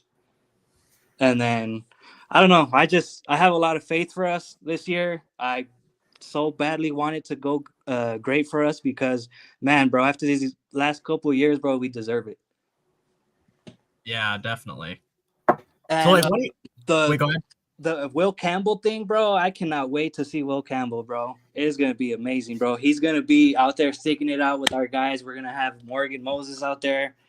We're going to have Onwenu out there. It's going to be awesome, bro. I can't wait for the season. Let me just put in 2 cents about that because I watched Will Campbell against Landon Jackson last week. Somebody posted that video, I think, in the main chat. Here's a guy, and I was not a Will Campbell guy, Chris, as you know, headed into the draft. Yeah. This guy took, the whole, Will Campbell's a guard. It's like looks like a guard. He plays like a tackle. This guy took the best defenders, the best defensive ends in the SEC, and ate them for lunch. Watch that video on Landon Jackson. He doesn't know what he's got coming out there in Buffalo. Yeah. I think that there's like a film room video, if I'm not mistaken, of Will Campbell going up against Lyndon Jackson, and the fact that we're going up against him twice, possibly, it's gonna be fun to watch. It's gonna be really good, bro. But man, bro, the draft, bro, we absolutely crushed the draft, bro. Absolutely crushed it, bro. We were able to steal Swinson late, which I have no idea how the hell that happened, bro. That he was supposed to be gone early. We From stole everything that I Swinson had and we saw before stole the draft. Wilson. What was that? We stole Wilson too. Yeah, absolutely. We stole Wilson. And then that was after trading down a couple times. We picked up an extra pick next year. I mean, So, Chris, we were able to get Kyle Williams for the offense, you know, a quick, you know, separator on the perimeter. And then he can also, we could put him out at X and he can go deep. It's going to be, I truly think that this offense is going to be like completely transformed, bro. I truly do believe that just because of Josh McDaniels. He has, you know, the creativity for it. And I see a huge leap coming for Drake May if everything, you know, everything goes good and everyone stays healthy. And pretty much everything that I've been seeing about Stephon Diggs is that he's been crushing the recovery timeline pretty much. So I'm not sure when he could be back, but the faster he could be back for us, the better. Yeah, let's just hope Stephon Diggs like pans out in training camp. Just take it step by step. Like we don't want to like rush him immediately to the point that he might suffer another major injury that he had last year. Let's just make sure we take it step by step. Yeah, that's fair. So like, what are your thoughts? So Yeah, Chris, wait, go ahead, Austin. Oh, I was just going to say, I definitely agree with Chris. I think there's a lot to be optimistic about for this upcoming season. I mean, if we just take a look back at even last season, we're talking, you know, we're 4-13 as our final record, but we lost a total of 6 games by a score or less. Like we were technically in a lot of games. And, you know, I firmly believe if we have Vrabel at the helm last year, we're looking at possibly that 7th seed. And now you're telling me that we have not only a way better coaching staff than we've had in years, but also a slam dunk in the draft and one of the best free agencies that we've quite frankly ever had. I mean, I think we spent the most money ever in the history of the Patriots. I mean, we handed the biggest contract ever to Milton Williams. Yeah.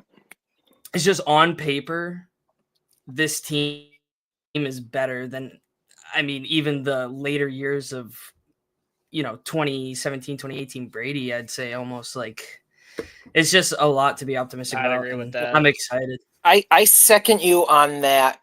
When I hear some people say that it's like, oh, the Pats are only gonna, you know, maybe go win 2 or 3 more games. It's like, okay, again, sound like a broken record here.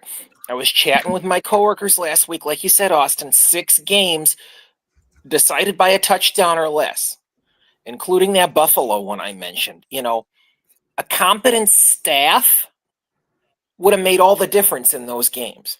Well, and, you know, Mondre or Jalen Polk not fumbling the ball, but that might be a result of bad O-line play. I digress. But no, we completely stole Milton Williams from Carolina, got Carlton Davis as a cornerback. Stephon Diggs, Austin, you were singing his praises in the chat a few weeks ago as a 1,000-yard receiver. If he is healthy with Drake May as his quarterback, wouldn't be surprised if that's in the cards. We could see it. I mean, he did it for Josh Allen. Why can't he do it for Drake May? For Drake May, Allen 2.0. Tisk tisk. Yeah, it's gonna be amazing. It's gonna be a fun season. And Dow, I know you're excited. Austin, obviously excited, you. but I'm not gonna be like that. I'm not going to be carried away like the Jets did in 2 seasons ago. I'm not going to do what the Jets did. Oh, we got Aaron Rodgers. We're going to win the conference. No, definitely not that. Yeah, because even though we got Mike Vrabel, I want to see how because we're not like the Jets who like they build up the roster from the ground up, and they're only and their only thing missing was a quarterback. You got an aging quarterback who think that he could top Tom Brady, but there's no way in hell Aaron Rodgers would do that at the age of 40. There's no way. Bro, I honestly want to see Justin Fields shred a secondary that has Christian Gonzalez and Carlton Davis and, an upside player like Craig Woodson that we got. Like, man, bro, we should be able to destroy the Jets too, honestly. Yeah, but the last time we played Justin Fields, it was a shit show from the offense to the defense because like that game we brought in 2 quarterbacks. I'm like, what the heck was Belichick thinking? Yeah. But the strength of the Jets that they got going right now is their offensive line. Oh yeah, they brought in Membo, and now they have Ola Fashanu back at left. They stacked their offensive line pretty good. I'm not gonna lie. Their only weakness, however, is what they got besides Garrett Wilson, because we have Christian Gonzalez and Carlton Davis to either lock up Garrett Wilson, and then I have no idea who they have as their like wide receiver too. So because outside of Alan Lazard. Yeah, the rest of the wide receivers besides Garrett Wilson are mediocre. Like they drafted a wide receiver who dropped more balls than yards. They drafted Mason Taylor. Yeah, they did. But then so that was a good pickup. Yeah, he could be good for like their tight end. But yeah, divisional games are going to be must-watch TV, bro. And the fact that we have a last place schedule this year, bro, like no excuse. Yeah, we should be better than Tennessee. We should at least be better than Las Vegas, and we should at least be better than the Giants. I don't know if you guys have you guys discussed the George Pickens trade? No, we have not. I know that's kind of like, he went to the Cowboys, but I mean, we have to play the Steelers this year. So. Jonathan, we did not. Wait, Jonathan, No, are you we talking did about not. 2022 or the last 2 seasons? If you're talking about the last 2 seasons, no, we did not. We got blown out by the Jets, bro. And we The first game last season, we got 33 lost to 3, and then our second game we played, we barely scratched the win, 25-22. And that was the Jets laying a huge egg instead of the Patriots winning. It was more of the Jets laying a huge egg. Yeah, Jonathan, last season it was like the first game, the blowout was like It was a 33-3. disaster from the offense. And It then was, the second game we barely scratched out the win, 25-22, I believe. Yeah. It was like a field goal.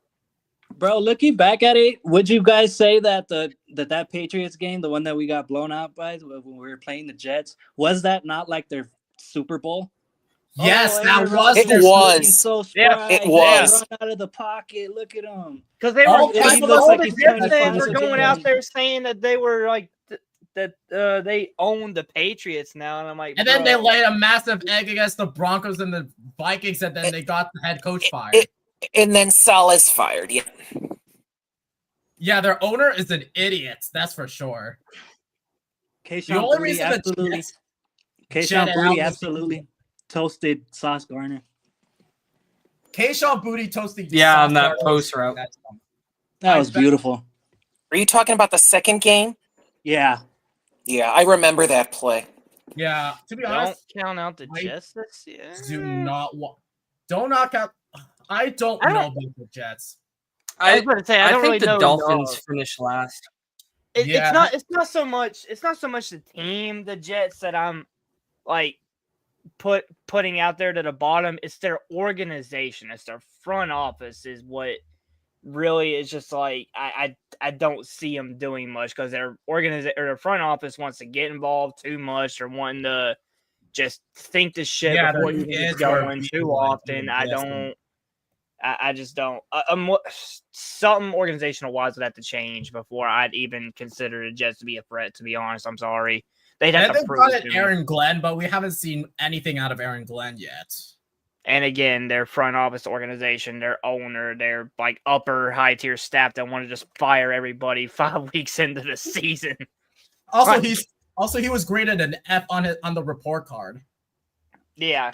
I just Yeah, they have to. They had talent. They should win. Jonathan, you said the it only best right problem there. is They had Woody talent. Johnson.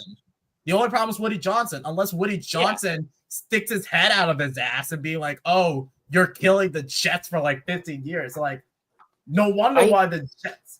Wait, go ahead. I know King Jamie said watch out for the Jets, but their ownership is less than half-assed. Like that's why we say Jet's gonna jet. It's not just the coaching staff. It's the how people started saying later on the front how granted some Pats fans said, "Oh, we're not so sure about the Crafts." The ownership of the Jets is same for Dallas. Yeah, I just want to tell all four of you about what. So King Jamie, he supports the majority of the he supports like the Jets fan base and what they've been going through. Like I know he supports Richie. I know he supports Connor, who is like the 13-year-old Jet broadcaster who has his own show, NY Fly Jets Talk. My only concern, I like the Jets roster. My only concern is the ownership, and the only reason, and because the ownership, they really screwed up the entire. They like when Woody Johnson became the ambassador for UK. His brother, he was even more of a disaster than the other brother. The thing with the Jets is like they can't get out of their own way. They do stupid stuff like trade away draft picks for Devontae Adams and Hassan Reddick, and then just let them walk. Yeah, like Devontae Adams wasted another season with another crappy team. That's part of the reason why their draft sucked, in my opinion. The Jets is because they traded a lot of their picks away. Yeah, and they thought they were going all in, and they ended up with one more win than we did in a full rebuild. I mean, come on, bro. We have a lot to look forward to, and I don't know. I hate this. Let's just hope that this division is a lot more competitive than what it was last season. Like everybody thought that Dolphins and Jets would at least be competitive last season, but basically they dropped massive eggs. From Tua getting injured to ownership of the Jets really making a huge mess. And then that whole Tyreek thing. What is Miami doing about that? Are they gonna? Yeah, what are they gonna do with Tyreek? Because we day after day, I see another reel out of him being like, "Oh, he didn't like." For example, like he got a surgery for his wrist, or he listed his top 5 QBs and Tua wasn't on the list. Or you know what's even funnier? They didn't like entirely address the offensive line for Tua. As far as it's been reported right now, they're still planning on keeping Tyreek. But yet they're wanting to trade Jalen Waddle. Like it's so fucking flip. It's so flip flop, dude. They have like what? Jalen Waddle is mediocre. That's the problem. And Mike McDaniel, but Jalen Waddle wants to stay. That's the thing. He wants to stay. He said in interviews he wants to stay on the team. Tyreek is now. But they're doing it completely opposite. Like, bro, oh my. Like the problem with Jalen Waddle is because is his injury history. Like he suffered that injury. Oh no, not Waddle. My bad. I said Waddle, didn't I? Dang it. But Tyreek, Tyreek, he should have been gone. I meant to say Ramsey. My bad. Shoot. But then again, we could discuss about Jalen Ramsey. Ramsey's gonna be gone too. They're gonna be in a state of flux. They're not gonna be like 2013 Dolphins or anything like that. I don't. What do you say? No, I don't think so either. Yeah, topics we could do whole shows on. Yeah, all Tyreek Hill and yeah. All 5 of us can have our own show, and before I think we could stick around for like 5 to 10 more minutes, but just to let everybody know, all 5 of us can possibly start like a brand new show. Just exclusively 5 of us, and then the rest of you guys like joining in, similar to what the AFC East roundtable's doing. They have the Dolphins roundtable and the Jets roundtable. We should have like our exclusive Patriots roundtable to like give us our thoughts on like all the Patriots topics, and then exclusively get deep into like our divisional rivals. That way that we could get some more attraction. So I can change the I can make a new show, the any Patriots Roundtable, to make it a lot more interesting. I don't know if I'd call it any roundtable, just because I don't want to like. Let's just bring I up don't know just how to bring say up an it. idea. And can I just say, shout out to the four of you. You all do so much more research than I do, and I admire you all for it. Thank you so much. You are awesome. I've just recently started doing it this year because I've been wanting to get more in like sports talk and like maybe starting my own YouTube channel. I just haven't done it the last couple of years, and now that we got a season that's actually looking promising with the off season Yep. and all, I feel like this is a good time to really get something started. I just need to actually do it. There you go. Yeah, let's just hope that everything fits on my schedule, just to make sure that we can produce more shows like this. Because I think that all this discussion right now, even though originally I was projecting it to be like an hour to an hour and a half, talking about the 53-man roster and the call-in show. But wait, Chris, I was since we obviously discussed about like what the Patriots our expectations are, but what are your thoughts on the 53-man roster? I'll project it back in for you if you want to talk about it. If you want, Yeah, absolutely. Let Throw me- it up there. I mean, I Oh, missed most I of it like because I that. came If in that's kinda late. a name for a channel, I like that, King Jamie. Champion Talk. I like that name. I like that. And then That's got a nice ring to it. the Ring Champion Bears. Talk. Oh God, the Ring I- Bears football talk or the champ talk. Is it? I think Champion Nick Talk has a ring to it. Nick Fitzy Stevens has 6 rings in football things. That's a nice catchy one. I'll do so at some point. I might do so. Basically, just to give FY, so everyone who's still tuning in, I will start doing a poll on like. No, I'll start doing like a post like where everybody in the comment section like types in like what the name for this show featuring all 5 of us should be, because I really want to get in your thoughts, and then we can like. For a name like Champion Talk, that seems like kind of a channel that would be for like rising stars and like future greats and Yeah, stuff like I that. would We talked say about stuff more like like- that. I would say like 6 rings, or maybe like 6 ring talk or something like that. But then Maybe, again, the but that- Steelers don't have 6 rings. I'd have to like actually get some names wrote down or something. I already have a name for my channel that I want to start up. I just have to actually do it. I don't know if you already heard me say that Nick Fitzy Stevens has a pod called 6 Rings and Football Things. I haven't watched it in a while, but he does have 6 one. rings and football thing. That is okay. I like that. That's such a catchy Yeah. name. It is a catchy name. So I can see I can't really see the stuff that's red. Hold Yeah, on, you might wait, wanna From just zoom from in. what I can see, how about now, Chris? yeah, that's a Or- little bit. It's still kind of fuzzy for me. So do you But, want me? Let me I just expand it one by one, starting with the offense and then breaking it down to the defense. That way, it would be easier. Yeah, I Oh, like there you that. go. That's So let's start with the offense. yeah. Do you think you could zoom in one more time? Sure. Let's. That looks How about better. now, Chris? Yeah, that No. looks a little better. Hold on. I'm trying to get. Okay, that looks better because I didn't see the quarterbacks. Okay, so we don't have so Baker's out. Yeah, it's a foregone conclusion, because unless Baker can prove that he's disciplined and he can make proper routes and catch the ball, I do not see Baker making the roster. As well as KB. That's interesting. Jaheim Bell. KB is a wild card in my opinion. KB is the wild card. Yeah, so it's definitely interesting. As far as like the offensive line and stuff, Bradbury, Wilson, Layden Robinson, Onwenu, I feel like that's a good solid rotation pieces, especially compared to what we had last season and stuff. Last season was kind of an embarrassment. So I mean, now that we have tackles, obviously Will Campbell, and I kind of think that Marcus Bryant could maybe be something down the line, hopefully.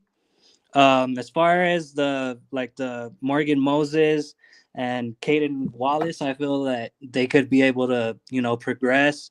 We don't have Ben Brown, Wes Schweitzer making it, Demontre Jacobs, which I feel that that's definitely a positive. That's what's the I don't know saying? why. Addition by subtraction. Yeah. Yeah. So the faster we could get, if we could get those guys off, that'll be off the roster. That'll be Yeah. something that I think would be good for us because we, inserted more talent, more youth, more upside. Kyrus Tunga, Barmore, and Milton Williams is going to be, destroying that pocket, I believe. We have Joshua Farmer, Scary D Barnes. line. Scary D line. We're going to be collapsing the interior for sure. I like Barmore and Milton Williams. Hopefully he is, Let me Barmore's scroll all down right. so you can see all the defense. There you go. That's a lot better. Yeah. So, oh man, I forgot. Damn, we still got Anthony Jennings. We got Spillane. We got Landry. We got Keon White. This is gonna be a good season, guys. I honestly believe. And then we got Swinson, Chason. Who's that? Tavai. Yes, he needs to go. Jack Gibbons, we got making it. I like that. Kobe Minor, Craig Woodson. So that's interesting. You guys took off Marcus Epps. Marcus Yeah. Epps questionable because he signed like a 1-year deal, so he's not like it's more of like I wouldn't say like a prove it deal, more of like a whatchamacallit, more of like a body for training camp. If anybody goes down with an injury, which I don't wish upon any. You see, Yeah. the thing about Epps is, I mean, and word is not bond. This 53-man roster will not be what Pats wind up with. But I'm just saying because Marcus Epps is a McDaniels guy, he's a safety, but he's a McDaniels guy coming from Vegas. It could be, definitely Dow, like you said, an on the bubble guy. Another thing about Epps that I forgot to realize that he's also coming off of an ACL. Oh wow, I did not know that. Yeah, he suffered an ACL in week 3 of the Raiders season, and he was ruled out for the rest of the season. So he's more of a body at this point. Yeah, definitely more like a body that we could use. So we don't have Jalen Hawkins making it. We got Del Pettis making it. Jack Givens, Julian Ashby, Behringer, Borregales, and Schooler, and Marcellus Dial. Put Dials because I think he could be utilized in the special teams instead of the defense. Like he didn't, for some reason, he didn't pan out with the defense, but when it came to special teams, he seemed to look a lot better. I think this is a solid, 53-man projection. I think, obviously it's not going to be spot on. Some things are, probably give and take, but I feel like this is probably something along the lines, maybe a player or two, give or take, but I feel like that's a solid 53 projection for us. Peppers and Duggar and Carlton Davis. Then Marcus again, Jones. all things are subject to change. Like if Pepper's legal issues are still going to take the full effect, or if Duggar's just regression is starting to continue. That's the only question with the safety room, because you have a proven guy like Woodson. Del Pettis had an impressive season even as a UDFA, and then Marte Mapu, he's an interesting. He's another wild card. So there's probably like some practice squatters mixed in here probably somewhere. Do you think we practice squad because like Isaiah Bolden and Hawkins and stuff? You What do you guys definitely got? PS Isaiah Bolden. Definitely PS Isaiah Bolden. Yeah. Like Isaiah Bolden, I know he had that scary injury during his rookie season, and then what was it? He got cut last season, and then he was resigned to the PS. So yeah, it's gonna happen again. Maybe I don't know how I feel about this, but maybe like a Javon Baker. If we don't fill him in the receiver room, put him on the practice squad for a year, if he stays. Yeah, that's what That'd get the thumbs up from me. Yeah, that's what I would had love that. suggested in the Discord. I was like, we should just throw him on the practice squad. I mean, who's really going to pick him up? He hasn't, to this point, Exactly. really done anything worth picking up, you know? You never know. Somebody really desperate. If But somebody sees something in him, I mean, I could definitely see somebody like the Steelers being like, "Oh, problem child, I'll take him." oh, look, we just found our new wide receiver, too. Yeah. By the way, like guys, the- by the guys on Discord, I decided to create a group chat just for that, just to have all 5 of us like discuss on whatever we want. All right, cool. Awesome. Yeah, So, but solid any- 53. I wouldn't want to see this happen, but I mean, if he didn't end up just like doing good enough to make the roster, have land on the practice squad, because I feel like if he gets on the practice squad, somebody's going to sign him like easily. Who was that you're talking about? Land Larison, the Oh, UDFA running back. from UC Davis. Yes, Yeah. I'm in love with this dude. I want him on the roster so bad. I feel I that also way want about Chisholm on the Hampton roster, Chisholm. but considering of how full our wide receiver room is, it's so hard. Then Yeah. again, we all 5 of us can discuss about the wide receiver room because it's a question mark because It is. because we haven't had a 1K wide receiver since Julian Edelman. Yeah, that's bad. And besides Julian Edelman, Brandon Cook. Yeah, wasn't Hunter Henry our leader last year? Yeah, Yeah. he was. Yeah. He was. Yeah, that's all bad. But If Stephon can return to form, we might be able to get a possible like pretty low end 1,000 yards. If Kyle Williams has his breakout year in his rookie year, maybe he could possibly get close to it. yeah, don't underestimate how a running back like Travion Henderson could be able to benefit the passing game because they're gonna have to 100%. focus in on Henderson a lot more.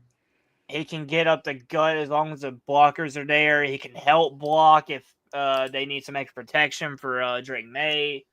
He's Speedy. a little bit of a jack of all trades. Yeah, he really is. He's a speedy pass catcher. You know, good between the tackles, good running out. It's gonna be really good, man. I can't wait. I just think about it a lot, bro. And I honestly, bro, the team that I want to stick it to most is the Bills, bro. They feel like they haven't even done anything, bro. Like I think about that every day, and I just like kind of laugh to myself, like, bro, I could easily tell a Bills fan like who has won an AFC championship game more recently, the New England Patriots or the Buffalo Bills. Yeah, but even though I usually don't like heckle with the Bills fans. It's more with the Jets and Dolphins fans. I more get sick and tired, but mainly Jets fans. But speaking of Henderson, you might want to read this because King Jamie mentions this is funny. Because he said that he wanted that guy for the Chiefs. That's the funniest thing. Should Real have quick, drafted him. also to the comment above that, Jonathan Watson about Edson Chisholm. I feel like if he does get to the practice squad, somebody probably would be interested in signing him. Maybe like a good wide receiver, free depth, maybe like someone they try to develop. Bro, I'd like him to make the roster. A part of me is not sure if all the talent is already on it. We just have to see how training camp plays out.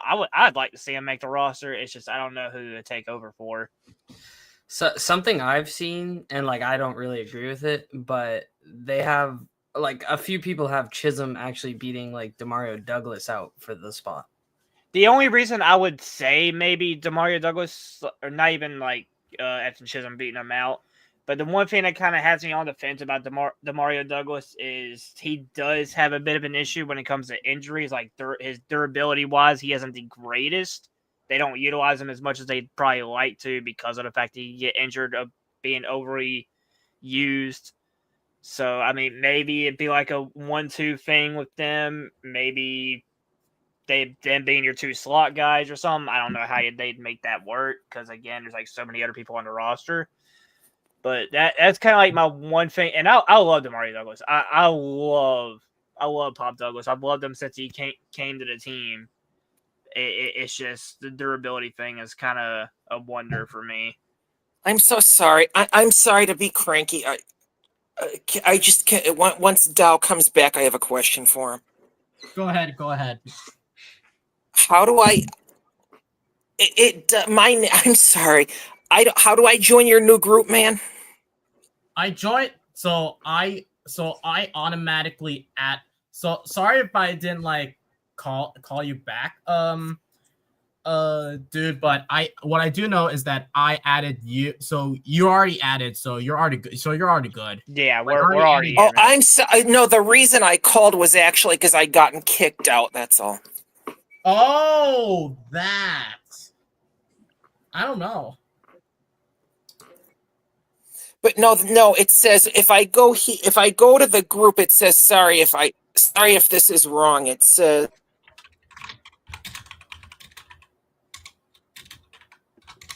Because I could sit, because I still see, because as far as I know, I could still see you, but if it continues, then there's something. No. I'm sorry. I'm talking about the Discord chat. Sorry if I'm. I'm talking about the Discord. I'm talking about the Discord chat too. So you're not. But yeah, but yeah, going back to I know for a fact that I know we're like heading towards the end of the stream, and probably there's one topic I really want to discuss in an upcoming stream, and that has to be the wide receiver room, because completely we have so many unknowns with the wide receiver room. It could go a lot of That's the ways. next video. Yeah, we'll have to talk wide receivers next video. Yeah. Yeah, because wide receivers, they're like such an unknown. And at some point, once I can get a channel set up, it'll probably be this weekend when I can actually get the time to set it up and finish up the research. I do plan. It probably won't be a stream. It'll probably just be a video, but I will be making a video of the UDFAs, like some info on them and whatnot. And that brings as much as and that concludes the long live stream that I've ever had. It's 2 hours and 26 minutes. Almost 2.5. Almost 2.5. Well, we already made that mark, but I just want to say thank you guys for joining us in this long ass live stream. And before we want to leave, I just want to say thank you to all 4 of you guys for joining with me on this lovely session. And as always, I will post the links of all of your guys' channels, except for you, Chris. I'm sorry if you don't have like a YouTube channel, but I'll post all of the links to all these YouTube channels in the description down below. I will put in Andy's. You may know him as MA Football Guy. Moonshine, I think you're gonna have your channel soon. And then Austin, you said that you are starting a brand new channel called The Forecast, Boston Sports Uncut. So I'm excited to see that. And yeah, and in future videos, if you want to see all 5 of us back here on, you might want to subscribe, like this live stream, and turn on them notifications, because who knows, you might see a brand new show featuring all 5 of us. Because if you want to see all 5 of us together, I want to hear your thoughts on like what topics we should all discuss besides the current wide receiver room. So I'm excited to see that. But also, one more thing. Hit that share button too. Hit that share button too. Get it out there to the other Patriots fans, other people that may not be in the Discord. Get them in our Discord that we're in right now on Patriots Global. Share here with Patriots Talk. Share Patriots Global. Get those channels out there, man. Let's get more fans in here and have more. Yeah, we need more fans. I expect everybody from the Patriots Global community to subscribe to this channel. We can't, and as I always say, subscribing is free, because you don't have to like pay for anything, and that's the best part about it. And yes, thank you as always, Chris, Andy, Moonshine, and Austin, as always, for being my co-host for today. And I can't wait to see you in a future stream. And as always, boys, go Pats. Go Patriots. Go Pats. Peace. Peace.